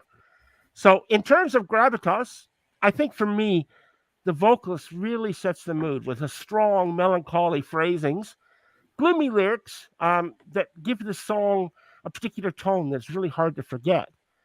And speaking of vocals, I'm pretty sure you can find a young Ozzy hiding in here. And at times, I can even hear Tobias Forge. There's a distinct tone here that's reminiscent of both early Sabbath and Ghost at times. Yep. But also, there's other bands here that I couldn't quite put my finger on. And initially, I was thinking of Mike Patton, but I'm not sure if that really who's who I was thinking of. So if anybody out there had a vibe, let me know, because I'm going fucking nuts trying to figure out who it reminds me of. I don't think Mike Patton's the right one, but yeah, I know what you mean. Yeah, probably. Yeah. So I don't know. But I'll take some criticism there and feedback, hopefully. But obviously, as this song isn't particularly heavy, there's a heavy vibe that sets in, which is hard to shake, especially the video. It's completely shot in black and white. It shows how lighting and shadows can be used to create an atmosphere, coupled with a somber musical tones that sets the mood for everything else. And I must say, from what I've heard, I quite like this band. And since discovering them, I've went through and listened to quite a bit of their music. Now, some might call them doom, but I think it's more than that. And simply employing additional musical influences that lend themselves to creating a particular brand of darkness, which is all theirs, without having to really rely on, like, no offense, but screamo vocalists or other musical tricks of the trade. Yep. So I'm looking forward to checking these guys out. Their new album, which is called This Heathen Land, comes out November 23rd. That's it. Cool. All righty. Wow. Well, that's Jeff's cell. Belle, how did you go? Well, my first thought when I put this on and started absorbing the music was, this sounds like Black Sabbath cross Candlemass cross Opeth. Okay. Oh, wow. Oh, yeah. Yeah. The guy Opeth, even I get, sounds a bit, he even sounds Maybe a bit that's like it. Ozzy. Yep. He sounds a bit like Ozzy. Is that the missing link that you were thinking of, or am I? No, I had Ozzy. I mentioned He Am I picked off? Ozzy, Ozzy, yeah. but Oh, did you? I got missed that. There was just something else. Someone I don't know. else. Yeah. Yeah. Okay. I don't know. I got Ozzy, and then just him, like his own unique sound. Yeah. Yeah. That's You'll have to forgive me. I'm just going to go to the toilet. Sorry. All good, mate. All good. Toilet break. Thanks for the info, Conrad. Just gonna step away for a moment. I've been polite.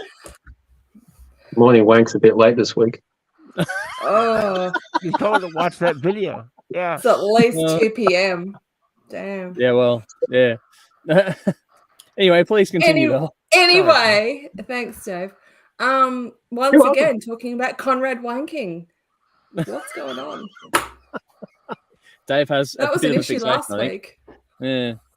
Tissues. That's got That's I currency. think you've got issues. Uh, Anyway, got all an right. issue, So got an look, issue. There you the music. Thanks, Andrew. The music is dark, doomy, but melodic and atmospheric too. whoever is on synth does a great job of filling out the sound without being overbearing, or even being that noticeable. As I said before, the singer does sound a bit like Ozzy, but he's definitely got his own sound for the most part. A quality to his voice that is his own. He really knows how to add that bit of menace to some of his words that make him sound like a maniacal supervillain or something. I didn't see the clip, so I don't know what he looks like, if he's even You don't in see it. him in the video, not for this song anyway. No. Oh, okay. Well, It's my kinda like a weird version of a imagination. Tweet. It's a weird version of a bird. All right, I'm gonna have to watch it because I have watch no it. idea what you guys are talking about. Alfred Hitchcock's The Birds. Tweet. You'll get a Oh, there's the a- bird. yeah. Because there was birds I saw, but they Okay, were different. I'm definitely watching it now. Cool. Okay. Anyway, my imagination matched this guy's voice with an image of Skeletor from Masters of the Universe. Oh, There's the missing voice. I got you, He-Man. Yeah. Yes. Yes, that is who I was picturing. And you sound exactly like him. I do. all we need is Jeff running through the mirror. There we go. Yes. Oh god, that's just freaky. All right. So the chord progression and vocal melody in the chorus give it a really epic feel. There are some really beautiful guitar melodies in this song. I love the anticipation you get with that pause and build up in the middle of the song. You just think, oh, what's coming next? Awesome payoff with, I guess, what you would call a breakdown. There are some nice keyboard runs in that section too that fit in really well. You get that instead of a guitar solo, which would have been the obvious thing to do in that bit. But they went for something different, and I like that.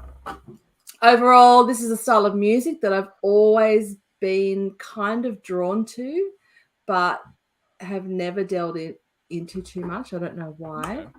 So maybe this is my gateway band. In any case, I love this one, Jeff. Good pick. Well done. Nice. Cool. Well done. I'll go next while I wait for Conrad to come back into the picture here. It's very dark, very gloomy. That's sort of established right from the get with this one. It's a doom metal track, but not a frantic one or anything like that. It's a much slower building kind of a song, like Belle mentioned, that the use of tension and release across the writing. This is really well done, and yeah, it's not a heavy frantic song, but it's very weighty. There's a lot of weight in this one. The use of things like the gong or the bell, that was really cool, really subtle, but it helped to really set the tone from the beginning of the song. There's a few little production tricks like that one in this. The subtle layering into the synth, like Belle mentioned, it's one of those songs where it's the synth is there, but you'll notice its absence more than you notice its presence, if that makes sense. If it wasn't there, the song wouldn't be the same, but it's not overpowering in any way, shape, or form.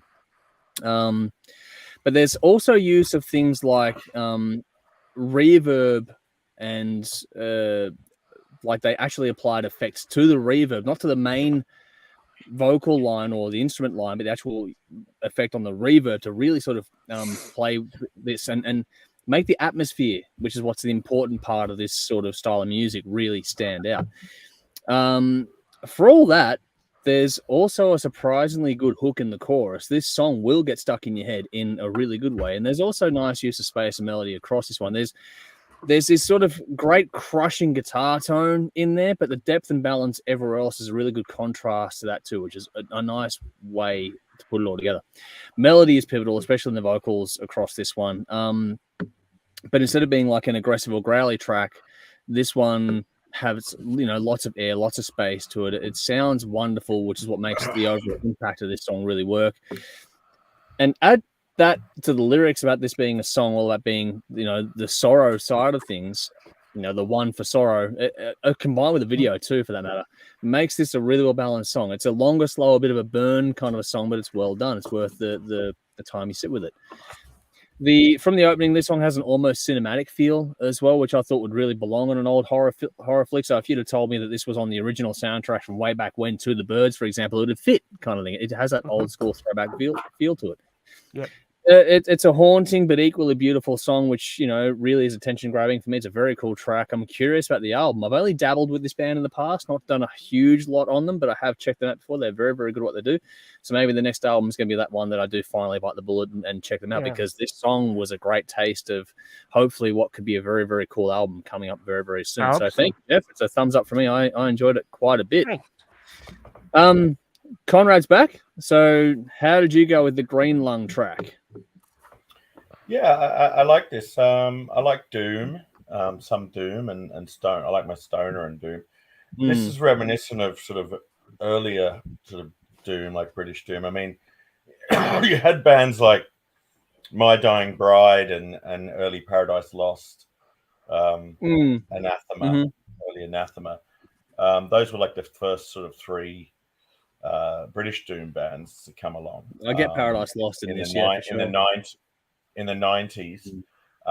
And this had that kind of vibe to it, but with cleaner vocals. So I quite enjoyed the cleaner vocals side to it. And then there was a change in it that I liked as well. The change was good, so it worked for me. Yeah, I enjoyed it. I would obviously check these guys out if I get the opportunity. If I see their name here in London, I will definitely go take a look, by all means. Cool. Yeah, so it's a thumbs up from me. Nice. I didn't like the video. I didn't like the video clip. It was too violent for me. It was a bit too gory. But other than that, I enjoyed it. See this thing. The closing scene is a bit of a okay. There we go. Oh yeah. It's a bit gory. Okay. I like it. And while Dave's excited, here we go. It's over to you, Dave. Bring us home on this one. Now, contrary to what people might think, I don't enjoy tearing people's songs to shreds. Jeff has had a run of songs I struggle to say anything about recently. Thankfully, that changes this week because this song is fucking awesome. It's doomy, atmospheric, stoner rock. I'm not really into the whole stoner rock thing. Only a few bands can play slow and keep it interesting, like some of Pink Floyd and Type O Negative. Either or, the whole thing is very foreign to me. This is hauntingly brilliant. Stoner and doom. It's all, don't need to. Anyway, the shifts in mood and tempo are perfectly handled in this track. This is how you do it, not Life on Agony. The lyrics themselves are very haunting. The vocal delivery brings a whole new element of creepy. It took a few listens to get into this. It did drag a little bit to start with. I'm not really into slow tempos, but the more I listened to it, the more it did get under my skin and it started to make sense. The chorus got stuck in my head pretty quickly. And the power chords that left the ring are awesome. Nice ballsy tone to that as well. Similar to Ghost, they're standing out for taking a different approach to the norm. Every band wants to be the heaviest, the fastest, the darkest. But playing slower and getting a whole new, letting things sink in, it's a more subtle approach. You can actually achieve more. It's a very, very creepy song. Nice change of pace at around the 3:45-minute mark, leading towards the all-out climax at the end. After listening to the song a bunch of times, I watched the video, and that gave me a whole other experience to this song. The video is fucking brilliant. Here we go for full-on film geek nerd.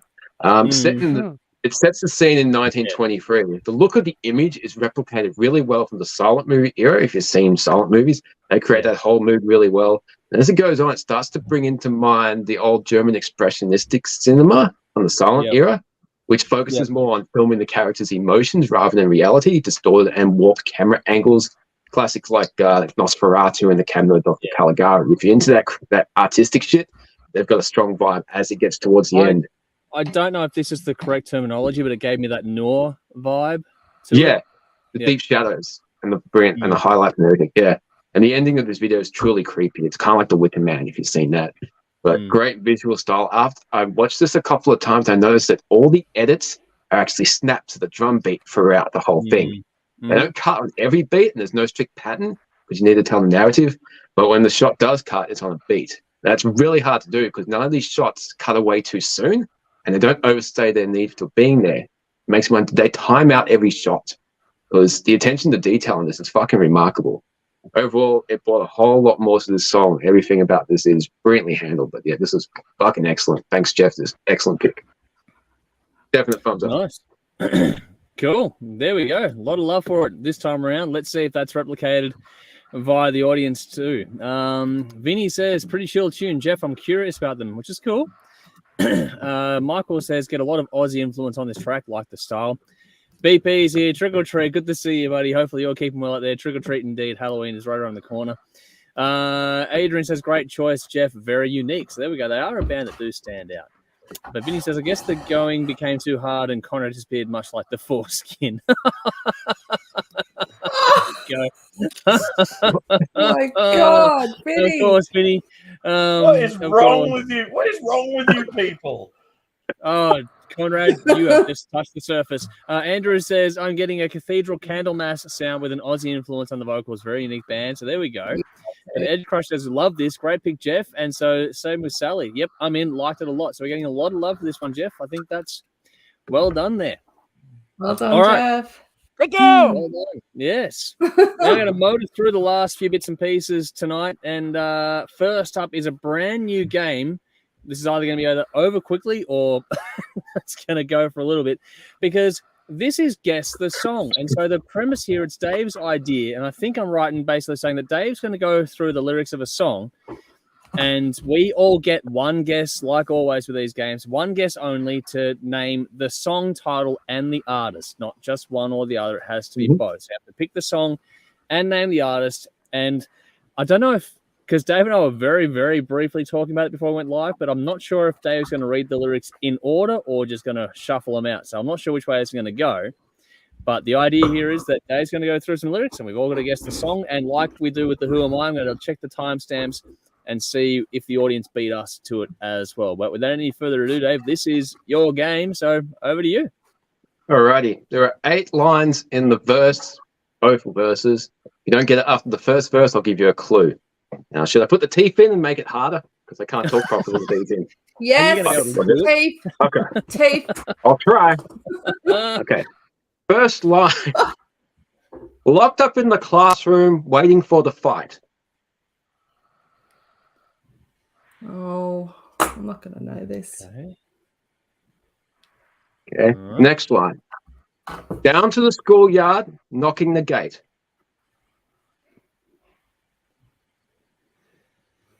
Okay. Okay, next line. Into the alley, meet up with the boys.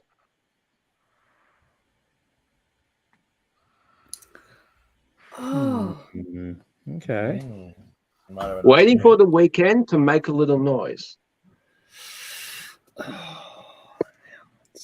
Oh, God. Jeopardy music. Yeah. Thunder is strong, lightning is death. Say that again. Thunder is strong, lightning is death. Okay. Thunder is strong, lightning is death. Okay.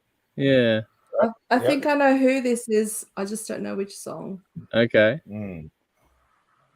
Kicking the girls and starting to blast. Okay. Maybe. Oh, and you guys know it. Oh. Line number 7. Sweeter than the heavens, and the fate means stumble. No, is that again in English? Sweeter than the heavens, and the fate means stumble. That last line of the first verse. But it's Saturday night when heavy rock was born. Oh, it's so poetic. It has to be. Okay. It has to be. I think I know too. Phil. It has to be Phil. Yeah, I think I know it is. Yeah. All right, go on, Jeff. You on I the think I crack? know Is it Thin Lizzy, Thunder and Lightning? Yes. Oh, I didn't know the song. I knew who it was. Was that your guess as well, Conrad? Or yeah, I was going with Thin Lizzy. I was going to go Boys Back in Town. okay. But I got Lyrics like that had to be Phil Lyon. My clue was going to be Think of Bill the Band. It's from 1983. Yeah. Damn. I was good. I wasn't. I used to have a radio show called Thunder and Lightning, and I named it after that song. Oh, You really should have known then. yeah. Well, there we go. I Couldn't be was any- torn. Couldn't be anyone else. Yeah, Yeah. because I wasn't completely certain. I was torn between it being sorry, there's something going on down here. I was torn between it being Alice Cooper or Thin Lizzy. I knew it was one of those two, but I just wasn't entirely certain of which one I it think was. that comes down to also knowing the Definitely personality behind it and knowing what their tastes are. So Yeah. I know that Dave likes Thin Lizzy, so that's why I can think But that still, might it be a was possibility. it was a good one. It was tough. We should do that one Yeah. again. Yeah. Cool. Yeah. Definitely. Get in the drink. So, yeah, how did the Yeah, audience cool. go? Step in my tank. How did the Actually, audience go, Andrew? on that note, just while I just had a spillage here, I had to clean up. But no, the which I'm sort of concerned because it was like a bit of rain. I'm like, hang on, there can't be a leak. But the audience didn't get it. So that was sweet. just so All right. Jeff was the one and only, and Wow. only for that one there. So that's where we're at. So while it's a good little segue here because while Dave and Belle have disappeared to either get fluid or get rid of fluid, we're going to recap quickly our build a collection series. Now we're up to round 8. We're going to be picking albums from 1983 this week. So only a few more to go now. We're going from 76 to 85. So there's 2 more to go after this one. We've done 76 through to 82. 82 was last week's one. So where we were when we left off last week was that Belle was trailing at 160 points. Dave was on 165. Jeff won 75. Conrad 180, and I was on 220. Last time round, Dave got to go first, and he picked Kiss, Creatures of the Night. Conrad had Picture with Diamond Dreamer. Jeff had Iron Maiden, The Number of the Beast. I had Judas Priest, Screaming for Vengeance, and Belle had Alice Cooper, Zipper Catches Skin. So there was an interesting and some different choices that were not expected in amongst all of this sort of stuff going on, which made it a very interesting sort of round for voting. So with that said, Belle, even though she does the scoring for us, she came in at the last on this one. So she got 10 points for her choice of Alice Cooper, Zipper Catcher Skin. Conrad, you weren't as bad off as you thought. You came in at 4th, so you got 20 points for your choice with Picture.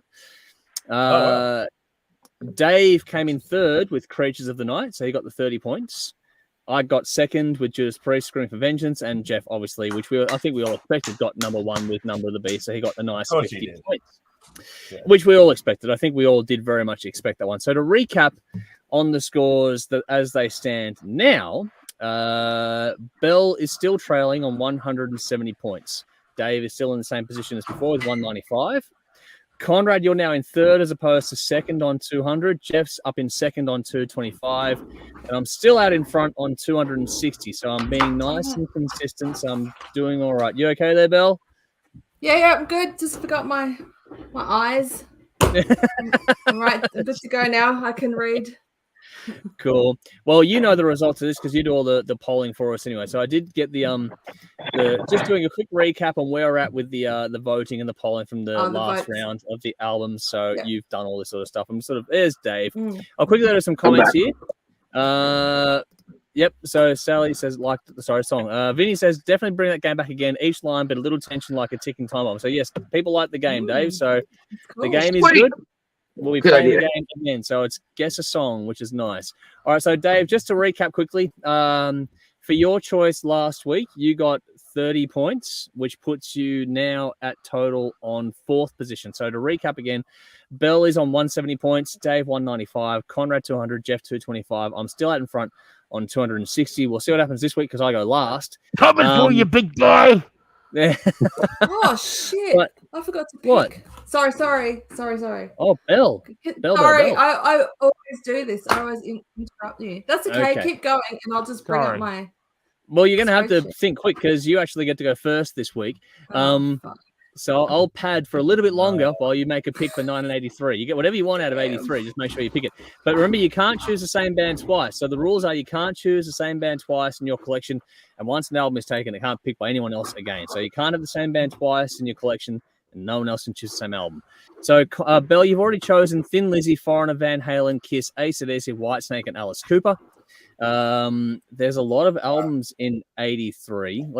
Are you ready yet, or do I need to pad some more? Look, based on memory, look, I'll pad if some you've more. got a computer, in front of you. Obviously, got a computer in front of you. Just Google. I do. Best heavy metal records 1983, which is what I did. Look, I think I remember who I was going to go for, because I knew that I was first pick. There's so many. There were so many. 83 is a good year. It was 83 would be a good year to even go last in. So yeah. So it was kind of tough actually picking. So I'm just going to go with my favorite, which I think is popular anyway, and that's Dio's Holy Diver. Wow, cool. Cool. Good choice. Didn't see that one coming. Very good choice. I didn't expect that to go first, but I was. It's like, but what Belle said, like, going through this year, it's probably the best year that if I'm going last this year, I'm glad I'm going last in this year because it's not a bad year, this one. No, all right. So Belle has taken Dio Holy Diver. Dave, you're up next. Which way are you going with this one? There was a lot of good bands and albums from this year, but a lot I can't pick because I've already picked the band. Yes. And I wish I grabbed my record for this, but I'm going to go with Def Leppard's Pyromania because I think that's a fantastic album. So good. Oh, I've got that record too. It's a very good one, that one. Very, very good one. All right. So next up is... So far we've got Dio and Def Leppard gone. Conrad, over to you. Better write this down. It's got to be Must Stain Them All. Must Stain Them All. God. Kill them all. Oh, there we go. All right. He did stain them all. He must stained one or two. But anyway. Yeah, well, we've had that debate. Like Dave remembers a particular chat we had once a while back in the other crew chat where I basically went bang, bang, bang about Mustaine and Metallica, and then here's some stats, here's some facts. If I can put that in your pipe and smoke it, fucking hell. Saying it every way except the right way. But yeah, so yeah. Anyway, but okay, cool. So Metallica Kill 'Em All is gone. So we got Dio, Def Leppard, Metallica. Jeff, which one are you taking? Well, I think I'm going to stick with the Halloween theme, and I'm going to go with Ozzy Osbourne, Bark at the Fucking Moon. Yeah. Nice. Okay. Dave. That's cool. That is very cool. Well, the funny thing about this is that I did not think my first pick, the one I love the most on this list, was actually going to fall to me, but it has. I was expecting to take Dio at the end of all this one, and there's an album in here that hasn't been taken by anyone because I'm not going to take it as well, but I'm going to take Iron Maiden off of my board. I haven't taken them yet. I'm going to go because it's one of my all-time favorite albums from this band. I'm going to go with Peace of Mind. I love it. I'm taking that. Good choice. So yeah, that's it. The one that was so many good options. Shout at the Devil. No one what a great year for rock and metal. Yeah. We had Shout at the Devil. We had ZZ Top's Eliminator, which has all the big hits on it as well. That was there. There's heaps that year. 83 is it like if you were going to go last? Yeah, 83 wasn't a bad year. So just to quickly recap, Belle took Dio Holy Diver. Dave has Def Leppard Pyromania. Connor has Metallica, Kill 'Em All. Jeff has Ozzy Osbourne, Bark at the Moon, and I've taken Iron Maiden, Peace of Mind. We'll do a poll on that as we always do for this one to see how it all plays out. But that's a lot of fun. That was actually a really cool way it all sort of played out. I'm glad I got to get my pick there, so I'll take that any day of the week. Yeah. Cool. But that said, 83 was a cracker. We got here Adrian saying Quiet Right, Mental Health, first metal album to hit the billboards that year. That did come out that year as well. But yeah, so Rowan's gone, Bell just picked Dio, so there we go, boom. So that was predicted in advance. But yeah, that was it. There was also Motley Crue, Shout at the Devil. Except Balls to the Wall. Yes. Europe had their self-titled debut. Like Kiss had Lick It Up. Crocus had Headhunter as well. Manowar, Into Glory Ride. Merciful Fate. Pantera's Yeah, first Merciful record. Fate. Yes. Yeah. Oh, Queen's just Reich so had their many. EP, self-titled EP. Yeah. Slayer's debut was that year. Thin Lizzy had Suicidal Thunder and Tendencies Lightning. debuted. Suicidal Tendencies, yes. Yeah, Suicidal Yeah. Tendencies, another one. So there's heaps. 83 was a monster year. So It was there we huge. go. Mhm. And Nicole's gone, damn, all my vinyl collection. I think there's a lot of love for 83. Oh, This is going to be a God, you're tough awesome, one voting Nicole. wise, I reckon. People are going to really, you know how Belle, we always talk about people are going to have more than one choice in their comments. That's going to happen a lot this week. please, Yeah. please, Keep it people, easy, just one just choice. one, Just pick one. just one.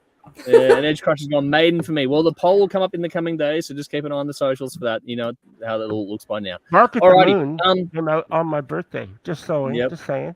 Yeah. Aw, November there you- 15th, 1983. Yep. There we go. November 15th. Okay, Belle's Oh, writing it down. shit. All right, so Yeah.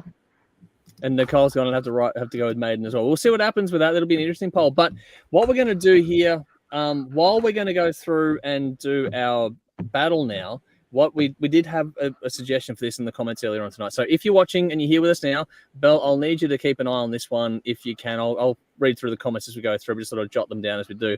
We've had the question asked. The audience have to decide who has the best costume and who has the best set. So who has the best costume, who has the best set? That is the two things you can choose on tonight. So just have, like I said before, pen and paper ready, Belle, if you can, and just sort of see what happens in that regard. So there we go. Got Always it. prepared. It's one of the things I love about you. You're always so much more organized than I am. Ready Yeah, to who go. has the best outfit? Who has the best set? That'll be a little snap poll we'll do at the end of the night's show here. Just get in the comments and let us know that one as we go through. Hadrian's gone, lick it up with Vinnie Vincent's debut. That was a good one. Michael says, we will all pick one but comment many. So that's how it works. And Michael is on top of that one too. That's how it always works. But yeah, in the Yes, comments, while we go Michael. through things, who I is saw the your best- YouTube apology. I appreciated that. Thank you. There we go. But yeah, in the comments, let us know who has the best outfit and who has the best set tonight as we go through this one. But now it's time for a new series of King of the Riff, and this is all to do with debut albums. I did say last week we're going to sort of 2 rounds this time around. I'm going to change that up. We're not going to do 2 rounds until the very end, because then we'll do like the semifinals and the final in one fell swoop for our final live stream for the year. So there's going to be a bit coming up in that. But by then we'll have had a chance to listen and go deep through the albums. So we figured it's better to do it the other way around than to sort of cram at the start. We'll have, a chance to listen to them all, get to know all the albums, and then we can make a sharper decision as we go through things in that regard. But as always, we'll get stuck into it. So the first round is going to be Boston with Boston versus Machine Head, Burn My Eyes. I'm going to put some reference tracks in the comments now for you to check out. There's also the reference tracks are in the description box as well. But yes, we have Boston from 76. We have Burn My Eyes from 94. This is the first round for this time, the first round for a new theme, which is all to do with debut albums, excluding Appetite for Destruction. We did make that a stipulation on this one. So who's going first this time round? And Jeff, you get to kick us off this time. All right. Here we go. Here we go. We're doing it. We're doing it. He's done well to stay with a fucking mask on the whole time. I After tell that. you what, he's I'm awesome. gonna need Yeah. a fucking lung transplant if this is done. Is it a green? All Wow. right. Oh, I legend. fucking breathe. I've got But a I'm doing spot. anything. Yeah. I'll do anything for clicks. Told you. All right. That's OnlyFans for that, Jeff. That's it. Oh, Sure, Jeff. yeah, no, wrong platform. All right. I was wondering why I wasn't getting paid. All right. Yeah, well, there you go. Yeah. Oh, All right. So, Boston. I guess Mhm. self-titled album. It's just called Boston. Yep. Machine Head, Burn My Eyes. All right. Yep. Now, I must say right off the bat, this is one of the oddest fucking pairings that we've ever had on the Yep. King of the Riff It's up series, there. bar none. Mm-hmm. So here we are once again, the King of the Riff debut albums, where we review and rate albums, sometimes torturing ourselves as we go out of our comfort zones, routinely dividing opinions, sometimes splitting hairs, and occasionally going out on limbs, all of our on our lonesome. all for your viewing pleasure, so you don't have to. All right. Now, on one hand, we have the most iconic debut albums of all time with Boston's self-titled album. And on the other hand, we have a fantastic debut with Machine Head's Burn My Eyes. Now, I'm not sure where to begin. There's no question that what we have here is a conundrum. I suppose one could even call this, if you really wanted to, you could call this a mismatch, really. But we have two amazing albums that are polar worlds apart in scope. And they are both capable of standing on their own. So now they're up against each other. So as we go on, we're going to realize what this is crazy. But anyway, I was aware of the original Boston album since I was a very young boy. I don't remember exactly when I first heard it or how old I was, but I was probably under 10 years old. And if anyone's counting, that was back in the 70s. So you could say that I'm very intimate with this, and I grew up with it. Now, I do remember as I turned into a teenager, I listened to this album. That was not just around my house, but I was out and about. I could hear it on the radio. It was everywhere. Now, in this way, Machine Head simply cannot compete with this legacy, at least for me. And so in that respect, it's not really a fair platform. But there are a lot of other things to consider. So let's break it down. There are those who believe that Boston's debut album is one of the greatest debut albums of all time. And to back up their claim, to its credit, it has sold more than, well over 20 million copies since it came out. Furthermore, when it came out, it actually smashed existing sales records and became the fastest-selling debut album of all time for any American band up to that point. Now, keep in mind, this is an era when physical sales accounted for 100% of all sales. Digital media just didn't exist. So people actually went out of their homes and bought this. And that's a lot of effort for a debut album from a practically unknown band. So there's 8 songs total on the album, and 3 of them were released as singles. More Than a Feeling, Peace of Mind, and Foreplay, Long Time. And to this day, the entire album is considered a staple on rock and classic rock radio. There are no deep tracks found here. Every song on the album gets played routinely. It has been considered an essential album on countless lists the world over. That's no small feat. Boston's brand of music was the brainchild of one man, Tom Scholz, with his brilliant instrumentation, helped in no small part with the amazing iconic vocals from Brad Delp. Together, they combined to form a sound that would span the ages, and some has went so far as to call that the Boston sound. Okay, now, regardless of where you find yourself, there can be little denying that the album still sounds as fresh today as it did when it came out 47 years ago. The only track where I think it's actually aged a little bit are in the lyrics in the last song, Let Me Take You Home Tonight, where some may find the lyrics a little outdated in today's era. For example, Let me take you home tonight. Mama, now, it's all right. It's not blatant, but people just don't talk that way anymore. Calling a female who's not your mother, mama, probably won't fly in today's age. Do you want to take your mama home tonight, dude? Not really, no. Take your point. You're Canadian, not she's Canadian. dead. That's not going to work out very well for me. No. I mean, it's Halloween, but like, Still not alive going from the there. old days, She's a crusty one, I tell you, my mom. Anyway, dry. She's got a really dry sense of humor. Anyway, that's just me nitpicking. I'm just trying to find Conrad's gross. I'm just trying to find. The smell, really, dude. that was just a nitpick, really, with me trying to find some sort of downside to an otherwise brilliant album from start to finish. Overall, this is just a feel-good album from the very first track to the last, where every song is capable of setting a mood, which is quite rare. It's not a long album. It clocks in at only 37 minutes. And to its credit, at no point does it feel like it's actually outstayed its welcome. On the contrary, it's so good that it makes you feel good that, in all honesty, if it went on for a little bit longer, would it really be a bad thing? I don't think so. Machine Head, on the other hand, Burn My Eyes. What an album. This is a powerhouse album that many would consider the album that was responsible for rebooting metal in the early 90s. Right in the middle of the grunge movement when metal needed all the help it could get. Burn My Eyes delivered.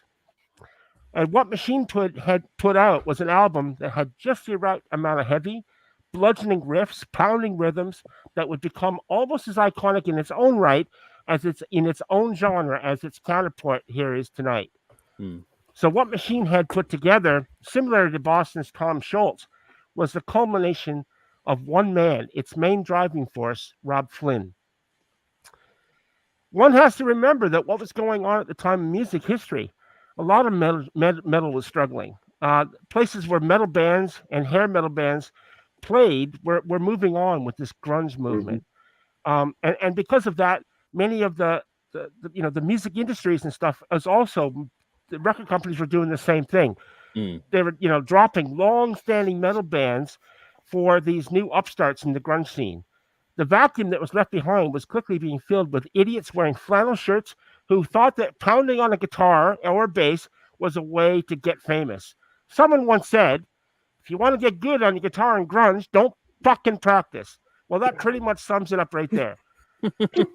Metal wasn't completely dead, and as bands like Pantera were still flying the metal flag high and proud, and of course the mainstreams like the Big Four, they were still doing pretty well. But outside of that, there really wasn't much happening. Now enter Machine Head, born from the ashes of a disbanding band Violence. Rob Flynn would leave them and go on to form Machine Head and handpick musicians to write songs with which he would eventually, the album would become Burn My Eyes. He set his sights on conquering the metal world and dragging it, kicking and screaming, if need be, into the realms of the masses. And while its initial intentions were there, he never really had delusions of grandeur. Still believed in the whole project, and he didn't really care what other people thought. It was just, I'm going to do an album, I'm going to make it my way, and that's it. They like it, they like it. If they don't, they don't.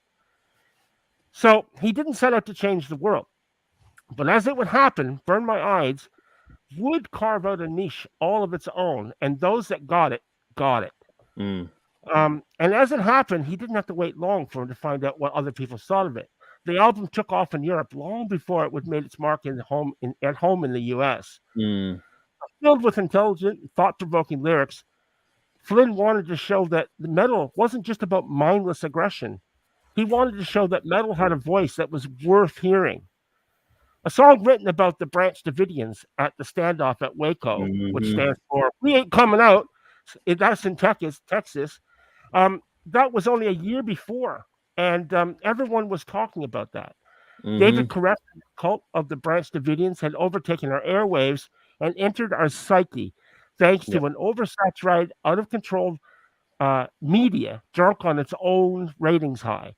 And the song "Davidian," written by Flynn, would challenge our concepts of how to know that this event had actually seeped into all of our lives.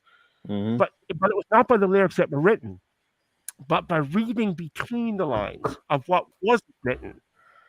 There was plenty of sites on the internet, and there still are, that have broken down these lyrics and to what Rob Flynn truly meant. And I don't think that anyone will ever know except Rob. And I won't be diving any of these rabbit holes because lyrics are always subjective. People always like to find things in things that aren't necessarily there. That's just human nature. To sum up, both albums are iconic in their said genres, and both albums did much in the world of music. I like both albums, but I have to pick one. I simply can't go past how Boston makes me feel. All by itself, More Than a Feeling is worth the price of admission right there. Simply a great song for all time. Without a doubt, I feel privileged to have been able to do a review on such a wonderful piece of music. Therefore, it should come as no surprise that for me, Boston gets my vote to go forward this week with its classic self-titled debut album. Cool. There we go. One down. Now, just for reference, folks, we did poll the audience to get the top 10, and that's how we just sort of seeded things out that, we have a ranking system, first versus whatever, and so on and so forth. So it's all determined by the audience voting. That's what rounds go through. So I know it's an odd battle this week, but it's just all based on numbers and no predetermined thought on what should go through or be better than this or what makes a better match. It's just based on the rankings. We did poll the audience as well. I'll go to that at the end. So I have the audience vote for this one too, which we'll go through. There'll be a different tree to go along with this one too. But anyway, Dave, which way do you go? Alrighty. Well, I was thinking the battle series on debut albums was going to be pretty easy and straightforward. Didn't have to think about what traits are synonymous with Nordic themes. Didn't have to judge albums based on how the concept was executed. But no, first round, we have 2 albums that couldn't be more different. Both are great in their own ways, but how the fuck do I judge and rank these albums that are years and decades apart and both have pros and cons? How do I rate them on cultural impact, album sales, popularity, production, musicianship, songwriting? Fuck, I just have to dig deep into both of them. So Machine Head burned my eyes. I am glad this came up in this battle because I've been wanting to go back to this album since we reviewed Of Kingdom and Crown last year. That album was fucking fantastic. Yeah. I remember hearing this. I hadn't heard an album between Burn My Eyes and the one we did last year. Wow. I heard this when it came out, and I did hear the follow-up a few years later. They were good, but to my mid to late teens, when I was learning to play guitar, I was quickly becoming a guitar snob. Now, Burn My Eyes was good, but it was different to the bands I grew up listening to. Because I've been listening to metal since I was 8, 9 years old. So my staple was Metallica, Megadeth, Anthrax, Guns N' Roses, Skid Row. They all played solos, and it was such an important part of what they did. So when bands like Machine Head came along, it was a very diverse time. It's like old school versus the new school. And for a very long time, they could not coexist, and it pissed me off. Mostly because, and grunge was partly responsible for this as well, but these new bands had a shit attitude towards the old bands. They were considered dinosaurs, and solos were cheesy, and their whole old way of doing things was frowned upon. So that part of my guitar snobbery stemmed from that attitude. It was out with the old, in with the new. So Machine Head fell into that category of drop tuning, one-finger chords, and only occasional solos, if at all. It was a dark time for guitar playing. However, in 2023, having enjoyed the album from Machine Head last year, it was very cool to go back to this. I'm much less of a snob these days, at least I like to think so. I can just enjoy a band for what it is, rather than whether a guitarist can stretch their fingers or not, whether they're a princess. Because I would stand in music stores looking at guitar magazines and just memorize songs. And then I would laugh at all these new bands that were like 2 pages of drop D fucking shit, one-finger chords. It was a fucking joke. I didn't even bother listening to songs because I could tell whether I like something or not by the transcription. Much less of a snob these days.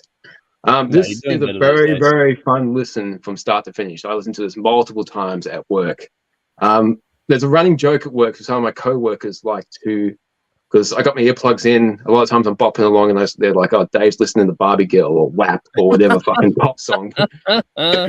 Most of the Murder Dolls, if I'm having like a shit, I gotta get stuff done at the end of the day, I pop the Murder Dolls in and I get fucking fired up. But yeah, this was one of those albums that really, really helped get me through this week, even though there were some days where there wasn't much to do. This is a much more riff-driven approach to metal. They do play solos on a lot of songs, so giving a much deeper listen in my more mature years, I was much less snobby. It's like, oh shit, there is solos on this. Not every song and not as flashy, not all the time. Yeah. But when they do play a solo, it's really fucking good. Not outlandish like Metallica and Megadeth do. And it sure as hell wasn't Far Beyond Driven, which was also released in 94. Metallica was keeping, Pantera was keeping the best of the old school alive throughout the 90s. They were flying that fucking flag of, yeah, we can be heavy, we can have the hardcore elements, but we're still a fucking metal band that plays Judas Priest-inspired solos. Can't just play all riffs all the fucking time. But there are solos on songs like None But My Own and Rage to Come Over. They are fucking awesome when they come along. And these lyrics are excellent. I'm very much about lyrics these days. Some are just fun brutality, which is always cool. Other stuff is an observation of society, and they're very thought-provoking and very intelligent.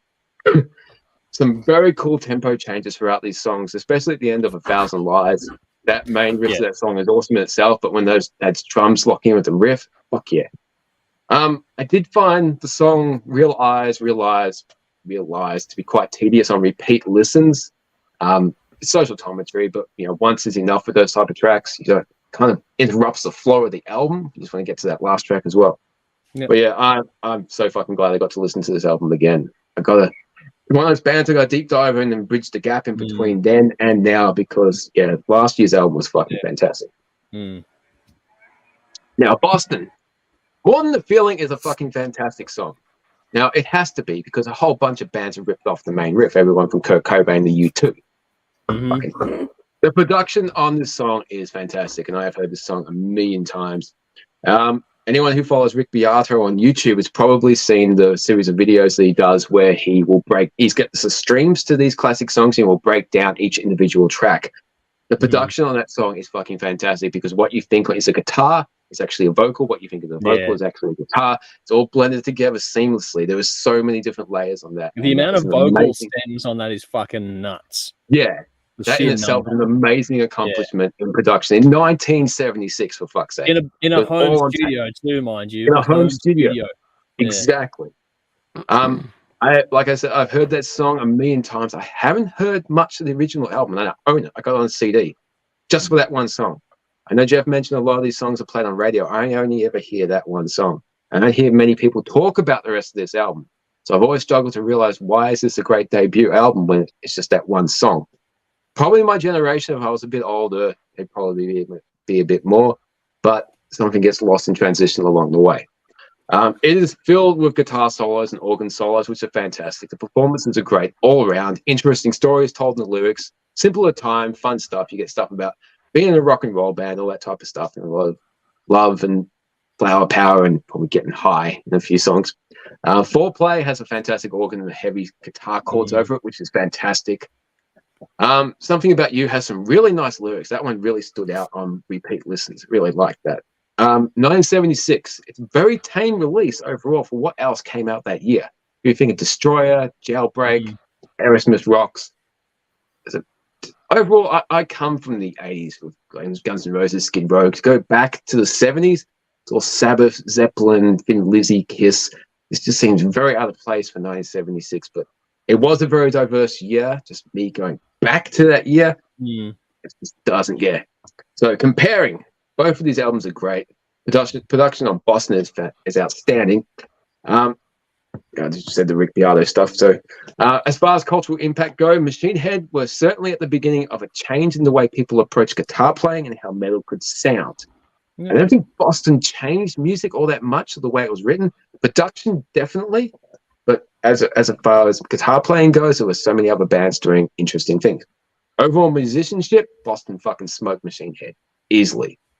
Songwriting, I think Machine Head actually have more engaging songs. That album had me gripped from start to finish. I found my attention drifting a little bit on repeat listens of Boston. You can be the best musician in the world, but it's all about writing engaging songs that get you fired up. And I like the best of both worlds. I take a bit from both. So probably know my favorite bands and I'm biased towards. I think they're the best of everything that music has to offer. After weighing up all the different angles to both these albums and trying to be objective, it simply comes down to which album I enjoyed the most during work this week, and that's Machine Head. That was fucking lifesaver this week. Well, there we go. One apiece, which is good. We're setting up nicely now. One apiece. Alrighty, let's throw over to Belle. How'd you go?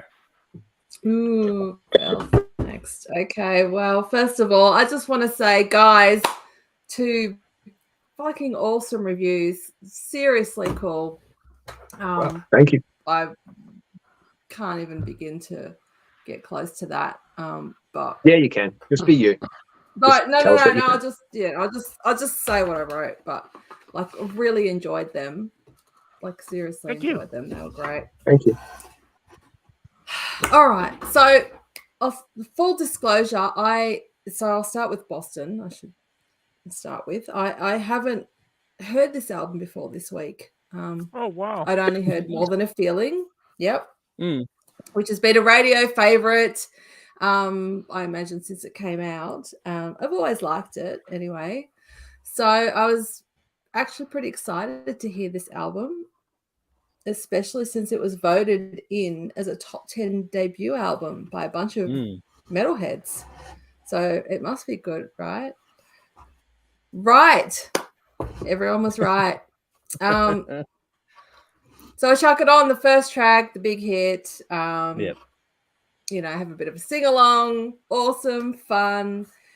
And then track 2 starts, and now we get down to business. halfway through this song, I think I'm already understanding why this was voted in. These guys are seriously good musicians, and the song was awesome. And that just continued on with each song that came on. Track 3 was a 2-part song. Of course, I didn't write down the title. But the first part being a long time. Thank you, Andrew. The aptly named Foreplay. Because I'll just say, if you're going to get me going, then be an awesome organ player, and I'm yours. The musicianship on display here was so damn good. Just every aspect of what I was hearing, the guitars, the guitar solos, the organ, of course, just all so fucking good. And the vocals were good. What a voice. But yes, not just the lead vocals, the group harmonies, which were really popular for the era, and these were done to perfection. The songwriting talent that I'm hearing is next level, and you can hear why they got to make this album. I had to keep reminding myself that this was a debut album. It just blew my mind each time I remembered that fact. They're all rock songs, but there's so much variety on this album. Smokin' is a hard rock and roll song. And I'm sorry, but I can't go without mentioning just how good the organ solo is on this song. Yep. It's orgasmic. Smokin', all right, that's for sure. Yep. And then that's followed by Hitch a Ride, which is completely different, almost folk-like, beautiful harmonies in that one. So they're just 2 examples of the diversity that you're getting on this album all the way through. This album just took me by complete surprise. If I had to sum it up in 3 words, I would say it is accomplished, boundless, and joyful.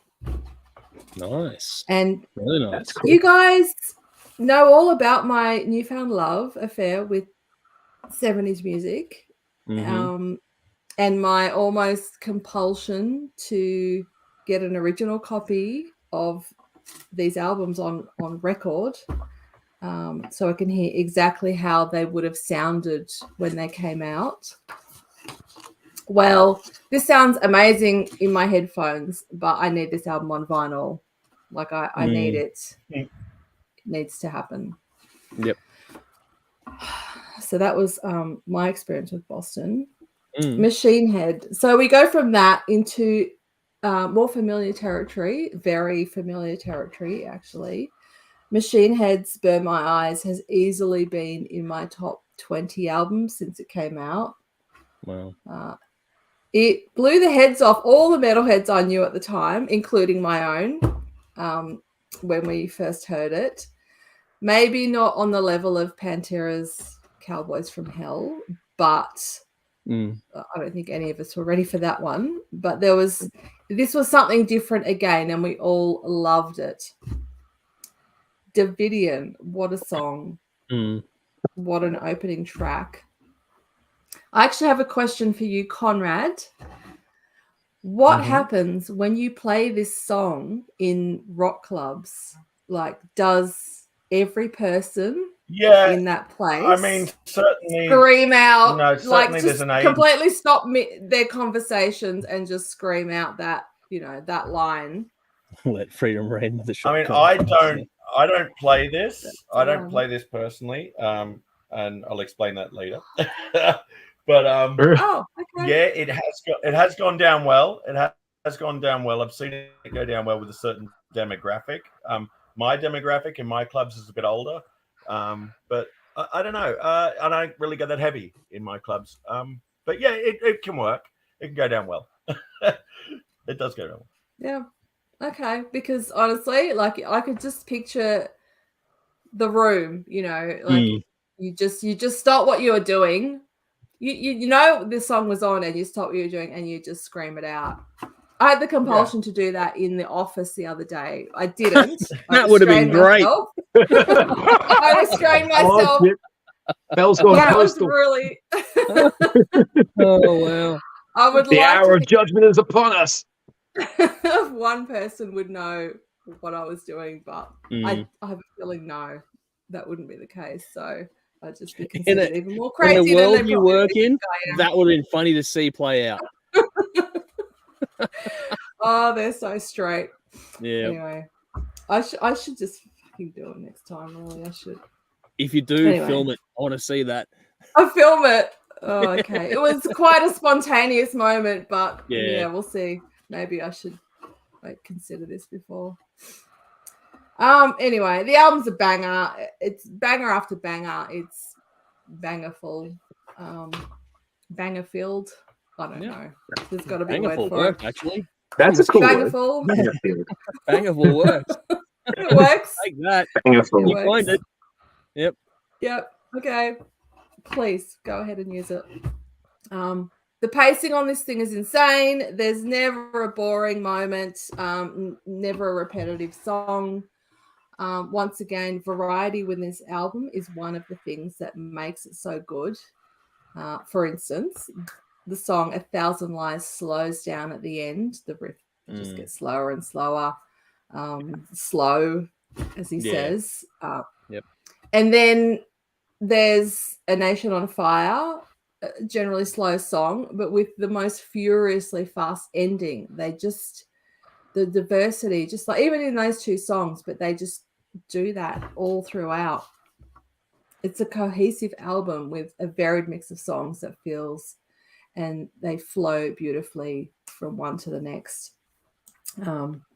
Look, what can I say? This is one of those albums I know so well, but I still hear something new in it.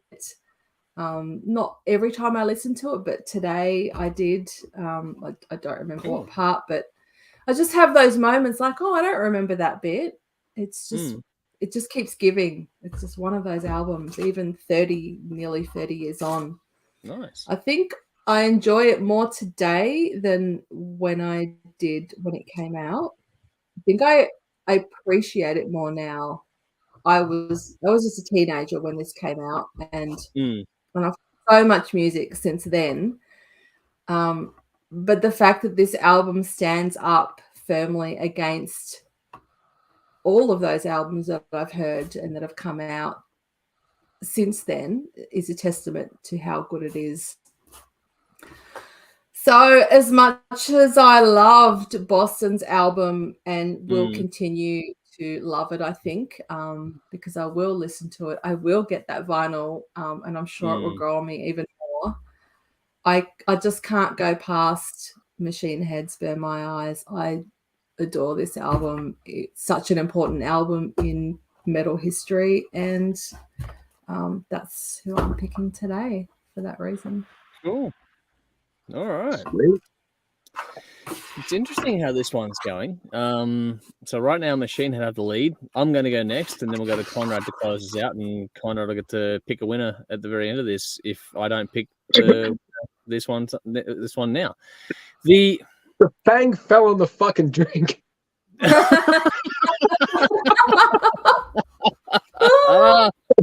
Wow. You trying to get my attention, Conrad, or you're just sort of just shaking? No. I'm just looking at shit, doing some homework. Okay, cool. No, that's right. Just making sure.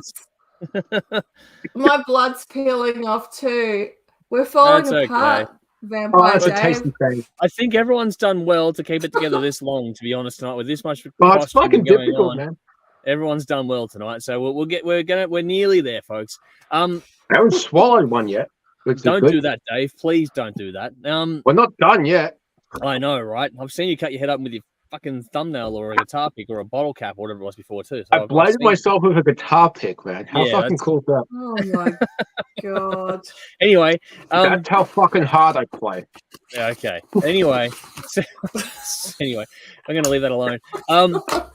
In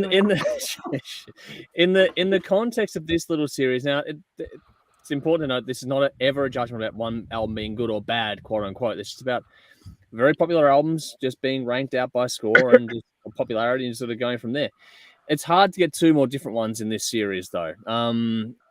The audience know just how to throw those curveballs our way, and I enjoy the way it all sort of rolls out. It's nice. Boston may not be the most hard rocking album out there. It's definitely not in this battle between these two. But there are some utterly timeless songs on it.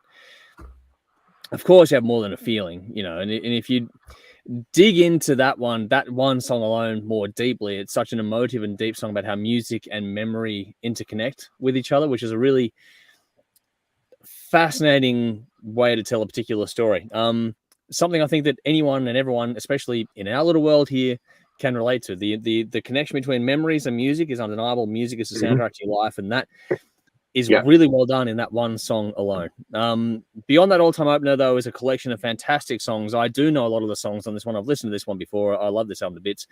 But the songs are just well-written, well-performed, well-produced, and especially when you take into account that was done in a home studio when they lied to the label to make it go that way. It's like, fuck, they pulled this one off. Like, they really nailed it.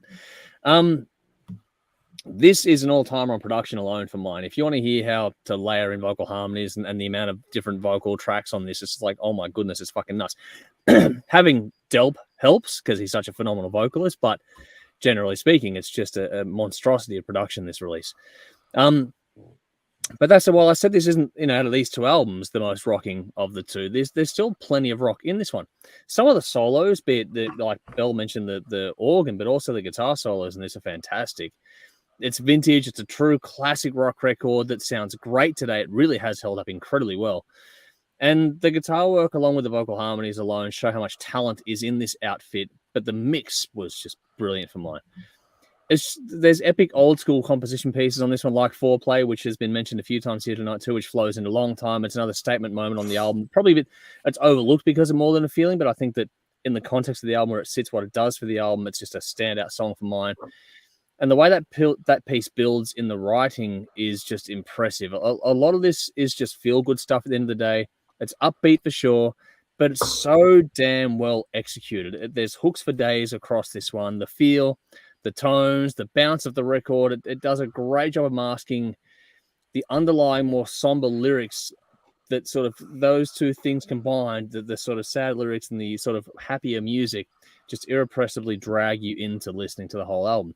It's easy to see why it was so popular. It's got some all-time great songs, but it's also an album that's pretty much for any and all occasions. One of those completely inoffensive rock albums that you can put on and everyone will be happy in the room at the same time. Easy to see why it's so popular. From there, you switch gears and you go over to Machine Head. And boy, oh boy, did this band make a splash right from the start. Now, I wasn't around for when Boston made their debut, but this one definitely made a huge impact when it came out. Obviously, it's a much darker, angrier record. Both are true products of their respective times, which is really interesting in retrospect. Machine Head are a blunt instrument compared to Boston. That's not a bad thing at all. Like, it's direct, it's attacking, it's big, it's bruising, it's everything you want from this genre, especially at the time it came out. I love the tracks like Old on this one. Davidian gets a lot of love, and that's got the catch cry line that everyone calls out. But Old on this one, that sort of took the best of both worlds from bands like Pantera and Fear Factory and just sort of carved this. Yeah. Wedge and forged a new path in the metal world at the time. There are some seriously sharp lyrics on this one. Like, Rob Flynn is a master lyricist. This one cuts deep. It reaches in and pulls just chunks of flesh out of you when you're listening to it. Where Boston had air and subtlety, this is the opposite of that. But don't make the mistake of thinking this isn't intelligent. It is incredibly intelligent. It's exceptionally so for mine. They have a lot to say, and they say it exceptionally well. There's a nice mix on this music as well. They didn't have the loudness wall, which is it's actually refreshing to go back to this album this many years later and hear that it wasn't hurt by that. It's big, it's punchy, but it's incredibly clear. No clipping on this one. There's some nice panning, nice use of effects here and there too. It's another really damn well mixed album. So it's getting harder and harder to split these two as you go through. Tracks like 1,000 Lies are really well done. It's been mentioned a few times here in this little section. They lean hard into the fan engagement thing with that song, with, the slow and slower toward the end of the song, which is one of those things you can imagine seeing it live, the band going off on it, the crowd getting right into it. It's one of those things that will definitely get your attention in the live setting, and it does so on the record as well. It's a very, very clever song. Again, that intelligence, not just in lyrics, but also in composition, is definitely there. It's hard to not get caught up in this record. This one has all the attack you want, but it's got loads of groove in amongst it. That's that Pantera kind of feel to it. The grooves and the riffs from top to bottom on this are killer. But it's funny how both albums have that long intro into a song. This one has Death Church, which probably is a little bit dated, but it works well overall in the album. Compare that to Foreplay and Long Time, for example. It's a good little contrast there between the two albums. When it comes down to deciding between these two albums, taste will probably have a big part to play for a lot of people out there in general, not just as a general rule. That's normal. But you can easily see where fans of one though may not necessarily like the other one. I think that's a fair dividing line. The flip side of that, hang on, there's a flip side, though, because I think both albums are damn good enough that they are perfectly capable of winning the opposite side over to their camp kind of thing. So you can hear the Machine Head fans going, oh, Boston, and the Boston fans going, oh, Machine Head. But when they listen to the album, you can hear them both being won over by the quality of the work involved. You know what? 20, 30 years ago, that wouldn't have happened, but in 2023, absolutely. Yeah, exactly. That's what I mean. So we'll see. It's different times, but that's where I think it is today kind of thing. We're more open-minded these days. Yeah. Well, it's not that. It's the people of age, the people that listened to Machine Head back then have grown up. Yeah. But honestly, I think young people finding both of these bands could appreciate both. I think now, yes, definitely. I'm trying to be serious. Yeah. No, well, for mine, I enjoyed both these albums absolutely immensely. I love them both to bits. There was a big point for me, though, which sort of determined which I think has more staying power for me over the duration of this series. So if this was to go through, if one of these albums was to go all the way through, like we had with Nightwish last time round, it has to be the band with the song Foreplay that has the staying power. Well, we'll find out. You'd hope so, but the but the thing is here that honestly, you should. But I think that, if you're going to go through this process, it's about, which album you're going to want to reach for over and over again that's going to sort of get you going. And for me, one album has a few more strings to the bow than the other one. One has a really good thing going for it, but I just think it's a bit more of a one-trick pony compared to the other one here. So as always, there's no bad albums in these ones, just we got to choose. So I'm happy to listen to either of these ones again. But for me, I'm going to go with Boston this time around because I just think it has a little bit more interesting diversity going on for it. So it's 2-2 now. All right. And this is how the randomizer threw it out to us. So, Conrad, you get to decide for us, my friend. Oh, dear. Okay. Is Conrad that predictable? That's a bit cruel. It was non-committal. It was completely neutral comment or reaction, I should say. How dare I decide? Okay. I know. I don't know how many you've decided, Conrad. It's good to get you to do it. I have a beef with Burn My Eyes, a serious beef with this album. Oh, and it's here we go. Not their fault. It's the album's a stunning fucking record. Don't get me wrong. It's not the band's fault. It's not the record label's fault. It's just that it got the spotlight when another band had brought out an album 6 months earlier of a similar sound that was just as good, if not better. And it didn't get the same level of attention and spotlight. That might have had something to do with the record label that this other band was on. And Vanilli, unfortunately for that band, they weren't on Roadrunner. They weren't on Roadrunner. Whereas Burn My Eyes, Life of Agony were not as good. They were just not even close. Life of Agony pissed all over Machine Head. Life of Agony shit on Machine Head. Oh my God! Are you kidding? That's not the band. Sorry. Life of Agony I'm shit gonna all fight over you, Machine Head. dude. Way better band. But anyway, that's not the band, and they don't sound anything alike. The band I'm talking about is Prong Cleansing. The album was Cleansing. Came out 6 months earlier. No. And it's a similar sound.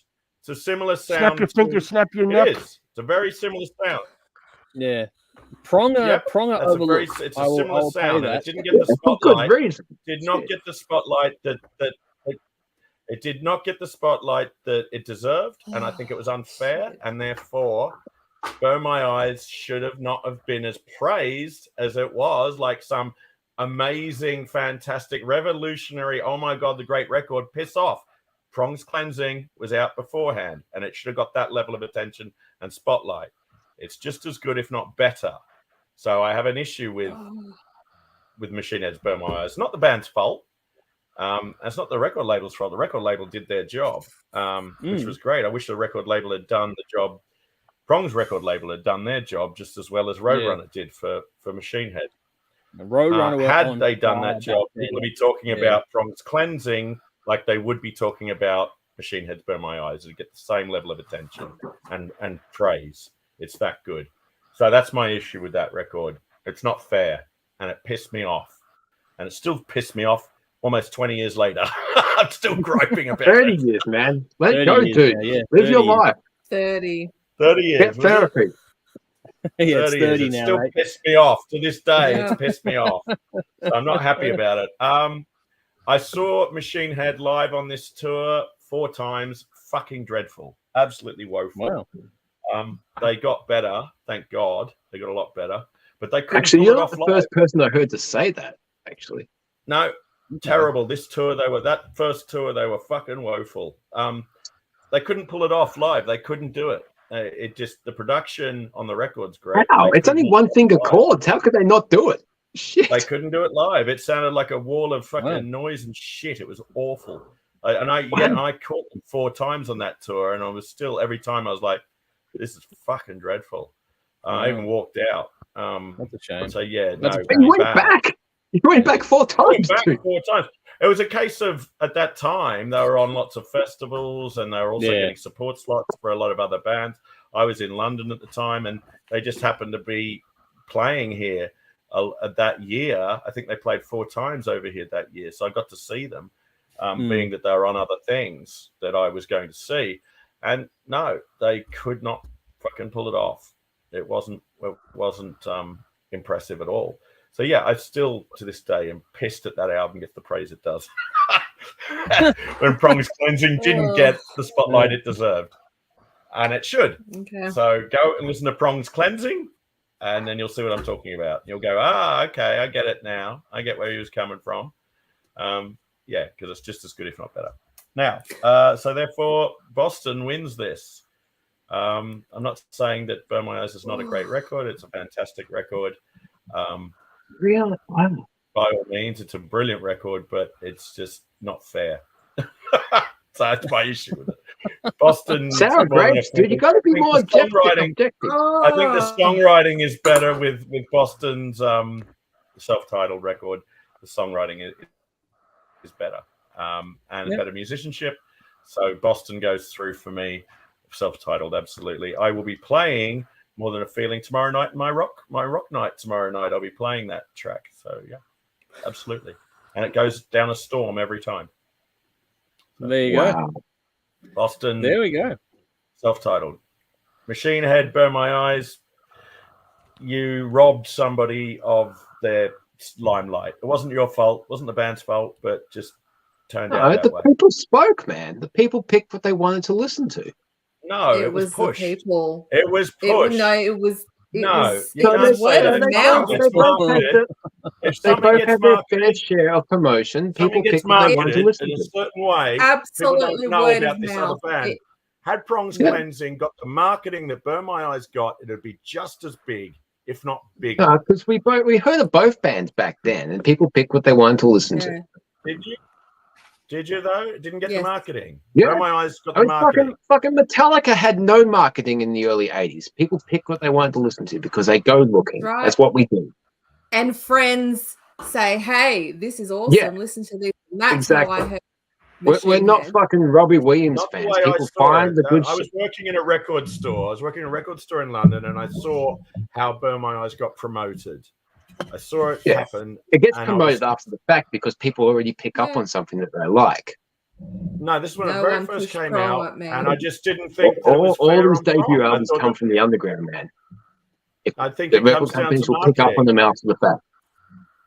I think it comes down to marketing, and I think it's not I fair think it comes that, down to quality, man. Prong were just a shit one band band. gets robbed of that spotlight. It wasn't right, and it pissed me off to this No, I think day. Prong were just a shit Still band, does. man. They just weren't that good. No, I think it's They a were just combination as of good, if all, not to be better, honest. and it is just as good a No. record. Fuck Go is listen to like Prong's this? Cleansing and tell me it's not just as good as Burn My Eyes. Just as good, if No. not better. Easily. No, Well, even my judgmental teens, man, fucking Machine Head was way better than Prong. No way were they anywhere near as good. Silly. I'm sorry. be an interesting comparison just to get the audience to see what they think of them. But the funny thing about this one overall is that we've actually, Belle will know this because she collated all the data for us here. But again, thank you, Belle, for the work you do behind the scenes on that one. Very much appreciated every week. But the funny thing here is that in the audience voting of it all, Machine Head actually won by 2 votes. Cool. So only 2. So in the audience tree, they've gone one way, and on our tree, we're going the other way. So the really curious thing about this is just to see where we finish up, if it's going to keep going in different directions, or if we're going to wind up sort of close to the same point as these ones go on. So for our round, Boston has taken it, but for the audience choice, Machine Head took it. So it's going to be really, really interesting to see where this one shakes out over the coming weeks between now Who and the does Boston go up against now that it's gone through? end. The winner of what? The winner of... Jeez, hang on, I've got that file here somewhere. Or is this sorry. too much too soon? That would be tricky. I have to work it out. Hold on a second. Give me a moment here. There it is. So, bloody hell, of course it doesn't want to open for me properly now. So for that, they go up against, because they were... So you're talking about Machine Head, right? Is that what you want to know? No, Boston. Who do they go up against? Now they've gone through? They will go up against the top Van Halen. Oh, wow. Yeah. So Fuck. That's easy. No, that's easy. That's a tall order. we'll see what happens in that regard. We'll see. Yeah. We'll see. So You never I'm know. very happy to get my revenge on Machine Head and kick their asses out. Oh, revenge? What have they done to you? Dude, don't take it They personally. stole man. the spotlight from Prong. Are you Oh, really wrong? Conrad, You know they somebody in them. didn't go out with intent to do that. Fuck. Wow. Well, we're setting up to an I early didn't start. mean We're off to, the flyer. It annoyed me. Next week's going to be interesting because next week's King of the Riff is 2 very different albums again. Belle, you like this. Dio Holy Diver is up next week, and it's going up against Motley Crue, Too Fast for Love. So there's That's a another cool really battle. Yeah, That's a good sweet. matchup. Wow. interesting battle, that one. Wow. So that is coming up next week on our next live stream. For those on cool. Patreon, for our Sunday session, we're going to be doing Warbirds, Ronnie Atkins, Nuclear Power Trio, a classic from Avantasia, and continuing on Metallica journey. We're going to do 2 albums this time around on Sunday, along with some TV episodes dedicated to new tunes and also a special 2-hour presentation for TV on debut albums. So if you wanted to get on that stuff, hit the link in the description box for our Patreon page. Whatever tier you decide to join up to, if you make your own, go for it. Then, yeah, you'll get access to that on Sunday as we go through things. With Metallica's Master of Puppets and Ride the Lightning on the listening this week, it's really hard to listen to anything else because those 2 albums are fucking great.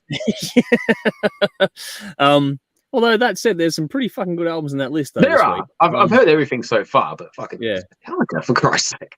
Yeah, I know. There's some good albums, though. Check us out on telly as well. We're on TV every week, Thursday nights, 10:30 p.m. on Channel 44 in Adelaide, and Saturday nights, 10:30 p.m. Channel 30 in Melbourne, except for this week. We're about 11 p.m., we reckon, this coming Saturday night for our Halloween special. It's a Halloween special coming up. But because of the Antenna Awards on Channel 31, they should theoretically finish about 10:30. Did you put another fang in the fucking drink, Dave? No, they fell out at the wrong moment. Okay.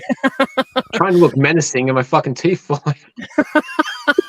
Old man Someday it'll vampire. happen. But yeah, so that's like art imitating life there for you, Dave, with your teeth breaking.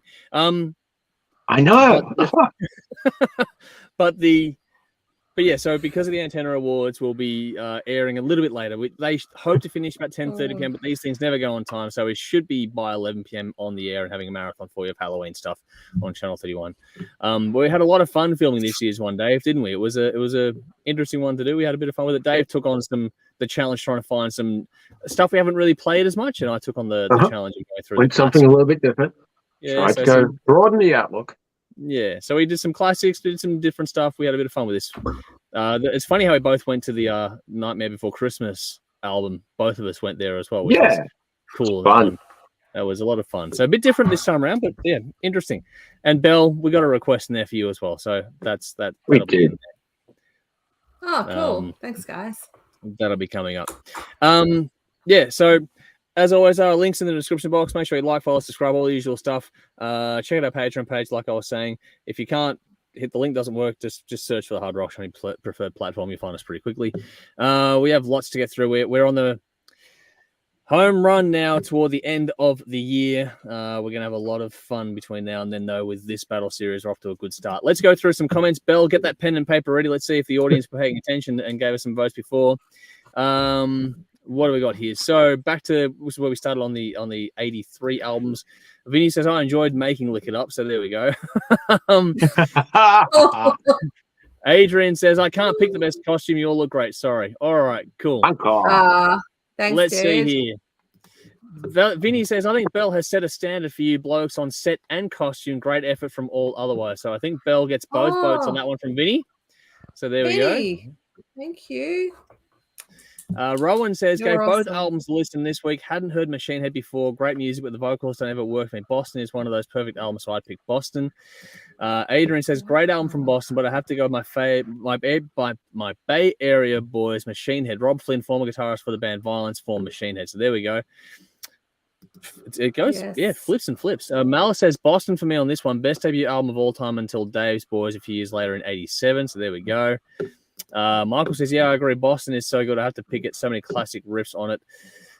Sally says, Belle has interactive skeleton, guys. So that's the best one. Dave looks the best. Jeff's a bit too spooky for me. Fuck yeah, I do.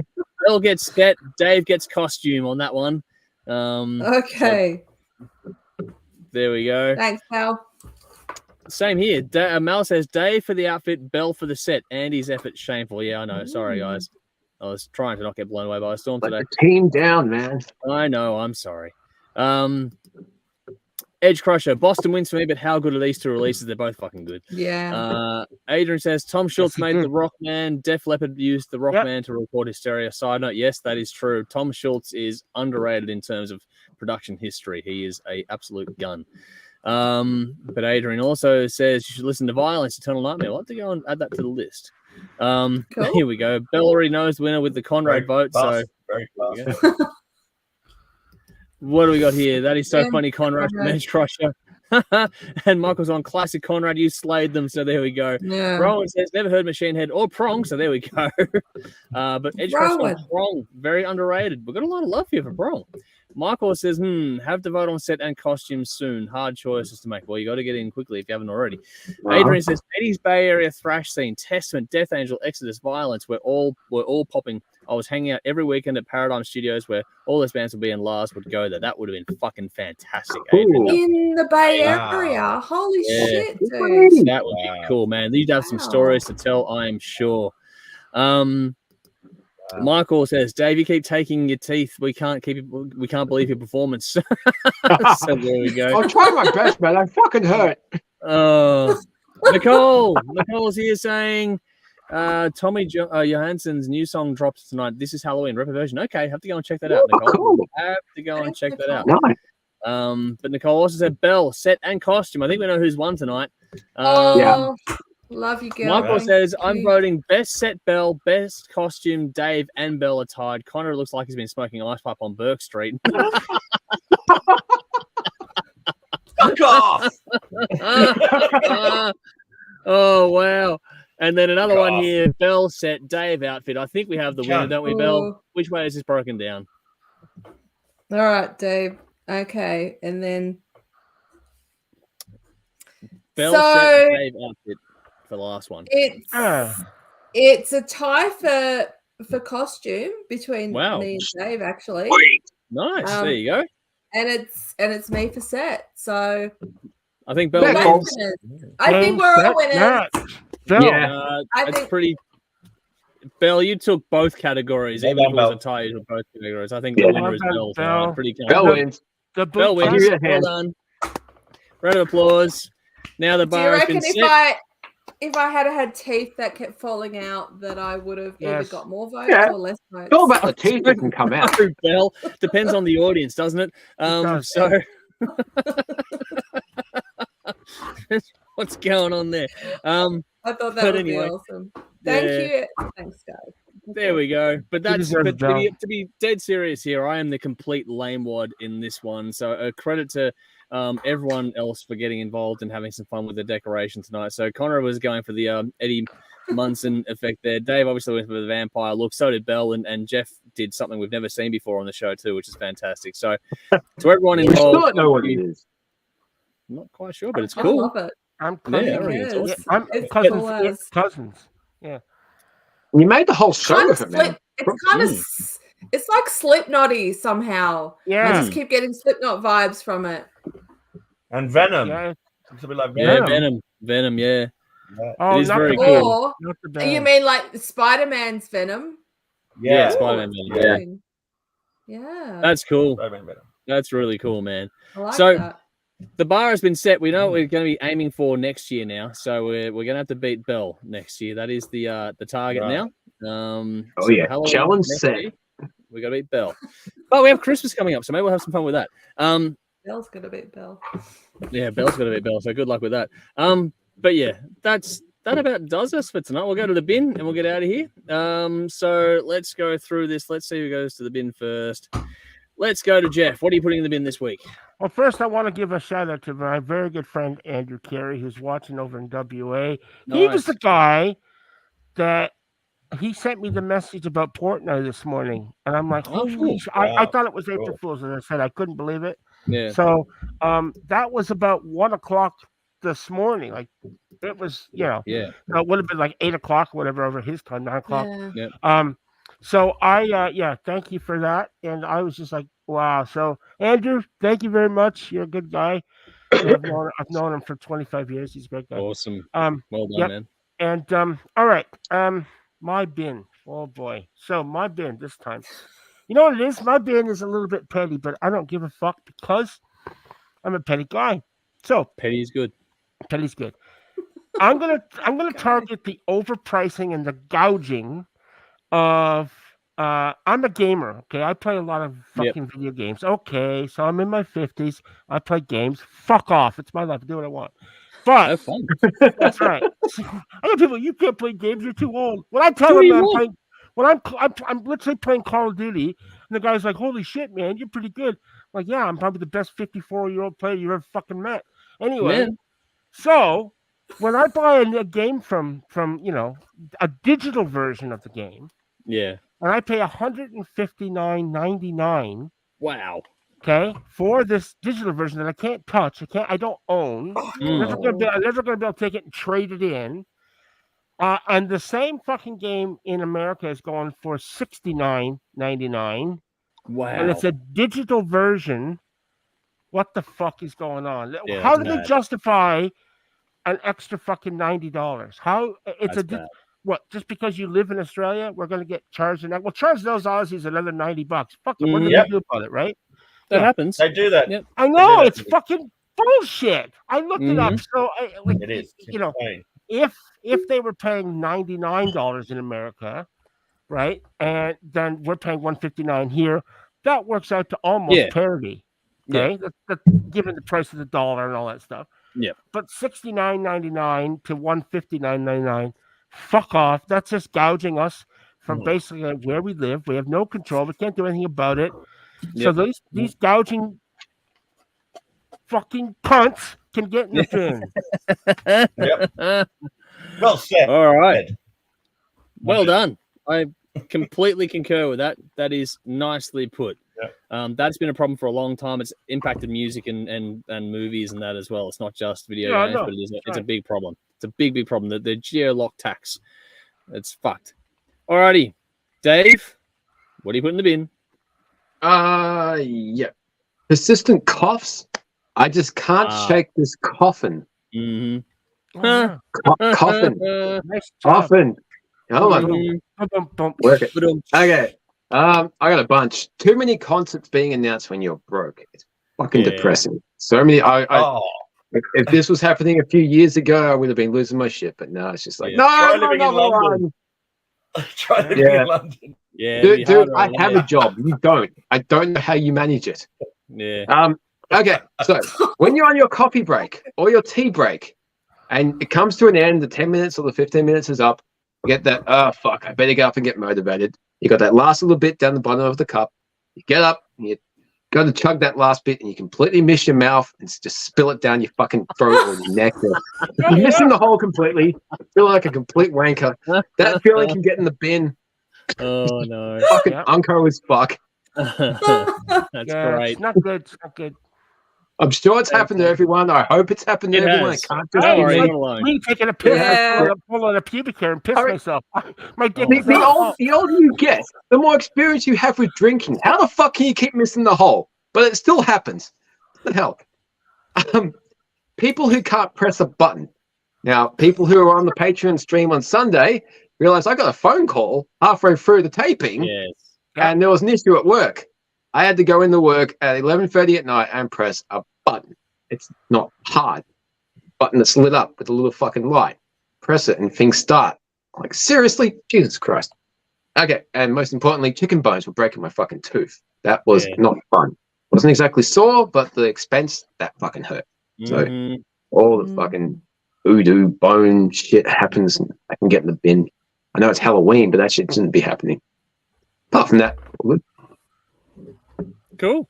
All right. People who don't like Halloween and say it's American garbage, fuck off. Yeah. Fun police. Miserable people. Definitely the fun police. Yeah. All righty. Yeah. Belle, what have you got? Cats. I want to put cats in the bin. Just cats. What, the musical or just cats in general? It's a bad movie. Like actual cats. No, cats. Look, I have 3 cats. Okay. Unofficially, I have 5 cats. So you're like the crazy cat lady for us. That is exactly what my husband calls me. He says I'm the crazy cat lady. He can fuck off because I genuinely like cats. And they can replace the hamster to get the internet running. You can fuck off too. I never planned to have 5 cats or be a crazy cat lady, but it just happens. I feel for all the crazy cat ladies out there because I'm sure they never intended for it to happen to them as well, but it just happens. Look, I have officially 3 cats and 2 feral cats that my stupid bleeding heart that I have for animals has. It's come about that a mother and a kitten. I'm hearing a cat. That's Jeff. I was going to say, is that a cat noise? I feel like I need to go and feed the cats. Yeah, no, it's Jeff's pussy noises. Yes. Thanks. Oh, thank you. Here we go.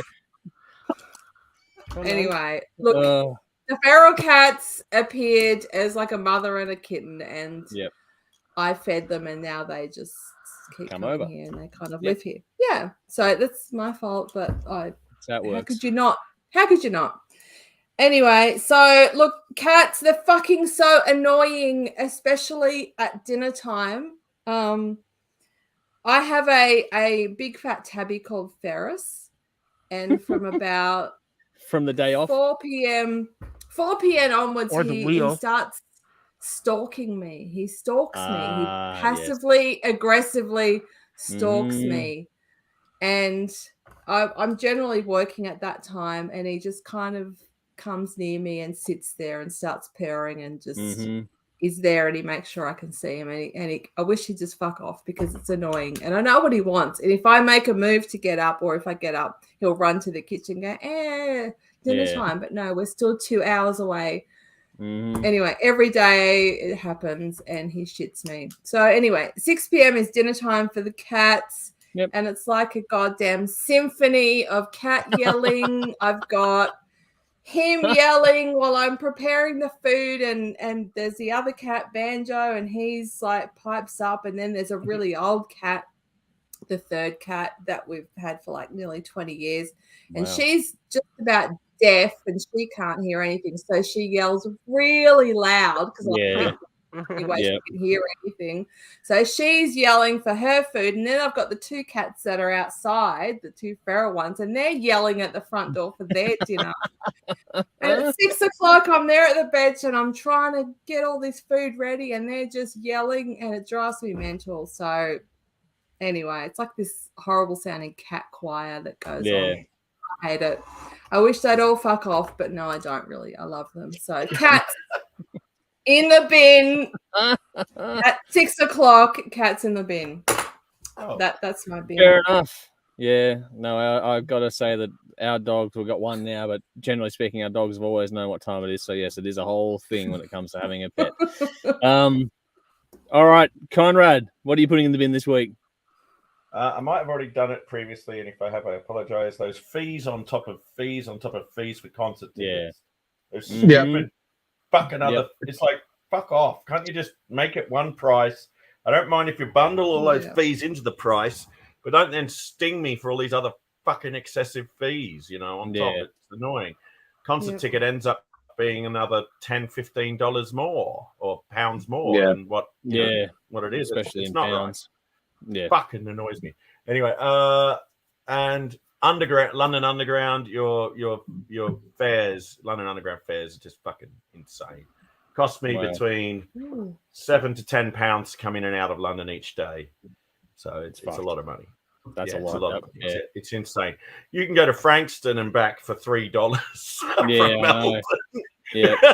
From Melbourne on a concession card. That distance here would be National Rail. That'd be National Rail here, so not even tube.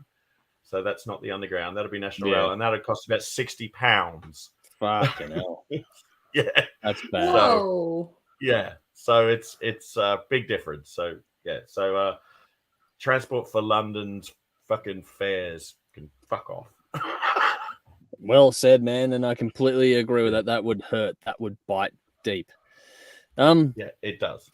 Yeah. My bin, I did tease this at the very start of the episode tonight where I was talking about things that have been going on while I was editing and that. So I had some things I had to edit because we've got the 2-hour episode for Channel 31. We've got an extra hour on Halloween night, so Tuesday night. We've got an hour on Channel 44 and then our usual time slot again on Thursday night. So normally Adelaide only gets sort of 1 hour of the 2-hour episodes we do, but this time we're only going to get both because we get the extra hour this week. So to do that, to make that happen, I had to film little intro, outro kind of stuff just for the two different segments we're going to send off to Channel 44. So I filmed them. Because I'm in the setup, I've got the green screen works best for me at the moment as opposed to looking at a fucking tent behind me. And so the whole thing is just there. And so I set it up, I record it all, do all the stuff. It all looks good, looks great. Go to import it to my computer and there's no audio. What happens is, right, and this can go in the fucking bin. When you use the Instagram create part, which is what I was using on my phone because it's just easy to grab my phone, just set it up there and record as opposed to set up the whole fucking camera and all that sort of stuff. So I did that. But if you don't go to the next step where you actually boost the recorded camera audio, it suddenly saves with no audio at all. Now, for social media companies that pride themselves on X, Y, Z, to make the default to have no audio is mind-blowing to me. So make it so you don't turn it down, not turn it up, because that's just counterintuitive to me. So the whole thing about not having volume, no audio, because you've recorded the whole thing, you've done a whole piece to camera, you've done the bit, and then you go to export it and go across and there's no audio because Instagram decided ad hoc that that's the way they do it. Fuck off. Like, just in the bin. Like, for a simple thing, for people that for a network that wants ease of posting, right? I get that I could do the whole camera stuff, but the whole point is to make it easy, quick, fast, bang, bang, bang, and get your social media content out there. To go through and have the audio lost because you didn't hit a fucking tab is just stupid to me. I don't understand how that's a thing. It can go in the bin. Made my life a lot harder than it needed to today because I was doing that today as well as getting this place fucking ready for Storm. So lots of fun. Lots and lots of fun. So that in the bin. Like I said, petty is good. The pettier, the better. Let's see. Adrian says, congratulations, Bella. You look amazing. So there we go. Thank Rowan, you. I think Belle did win deservingly tonight. So there we go. So Rowan says, Australian game prices are ridiculous. Yeah, you'd know a lot about that too, actually, with your world. Vinny says, likewise, Jeff, I'm a gamer at heart also. And there's nothing like, seriously, the people that don't enjoy it, that's fine. Do you. Be happy. Don't fucking critique other people for what they do. Vinny says, Dave, I did discover this week the difference between a pickpocket and a peeping Tom. Is that a pickpocket snatches watches? Okay, here we go. Oh.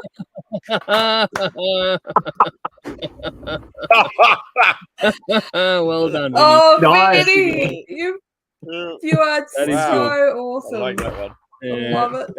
Rowan says, finding out that Devin Townsend in Melbourne after it sold out in the bin. Yeah, that sucks because he's phenomenal live and in person. He is. Devin Townsend is one of a kind. He is a great dude. Yeah. That sucks, Rowan. Yeah, that hurts. Michael says, in the bin, Dave goes check the Hoppers Sunday night, and the next time we see him, he is a vampire. So there we go. I live a crazy life. Well done, Michael. Well done. That's a great call. That is good. Adrian's gone. Bella's become the Catwoman. Tough. Good to see you, buddy. In the bin, the kind of cold weather that actually hurts you to breathe. Yeah, that sucks. Yeah. But he also says, loving the Halloween theme going on here too, which is nice. Thank you for enjoying that. Nice. Vinny says, Belle talking about pussy dressed like that. It's like Xmas has arrived early. So there we go.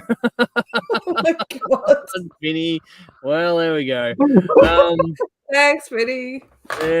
Tough says, what about in the bin being forced to join some brand just because you brought some shoes? I just want shoes, not to join like a Nike club. What the fuck is that all about?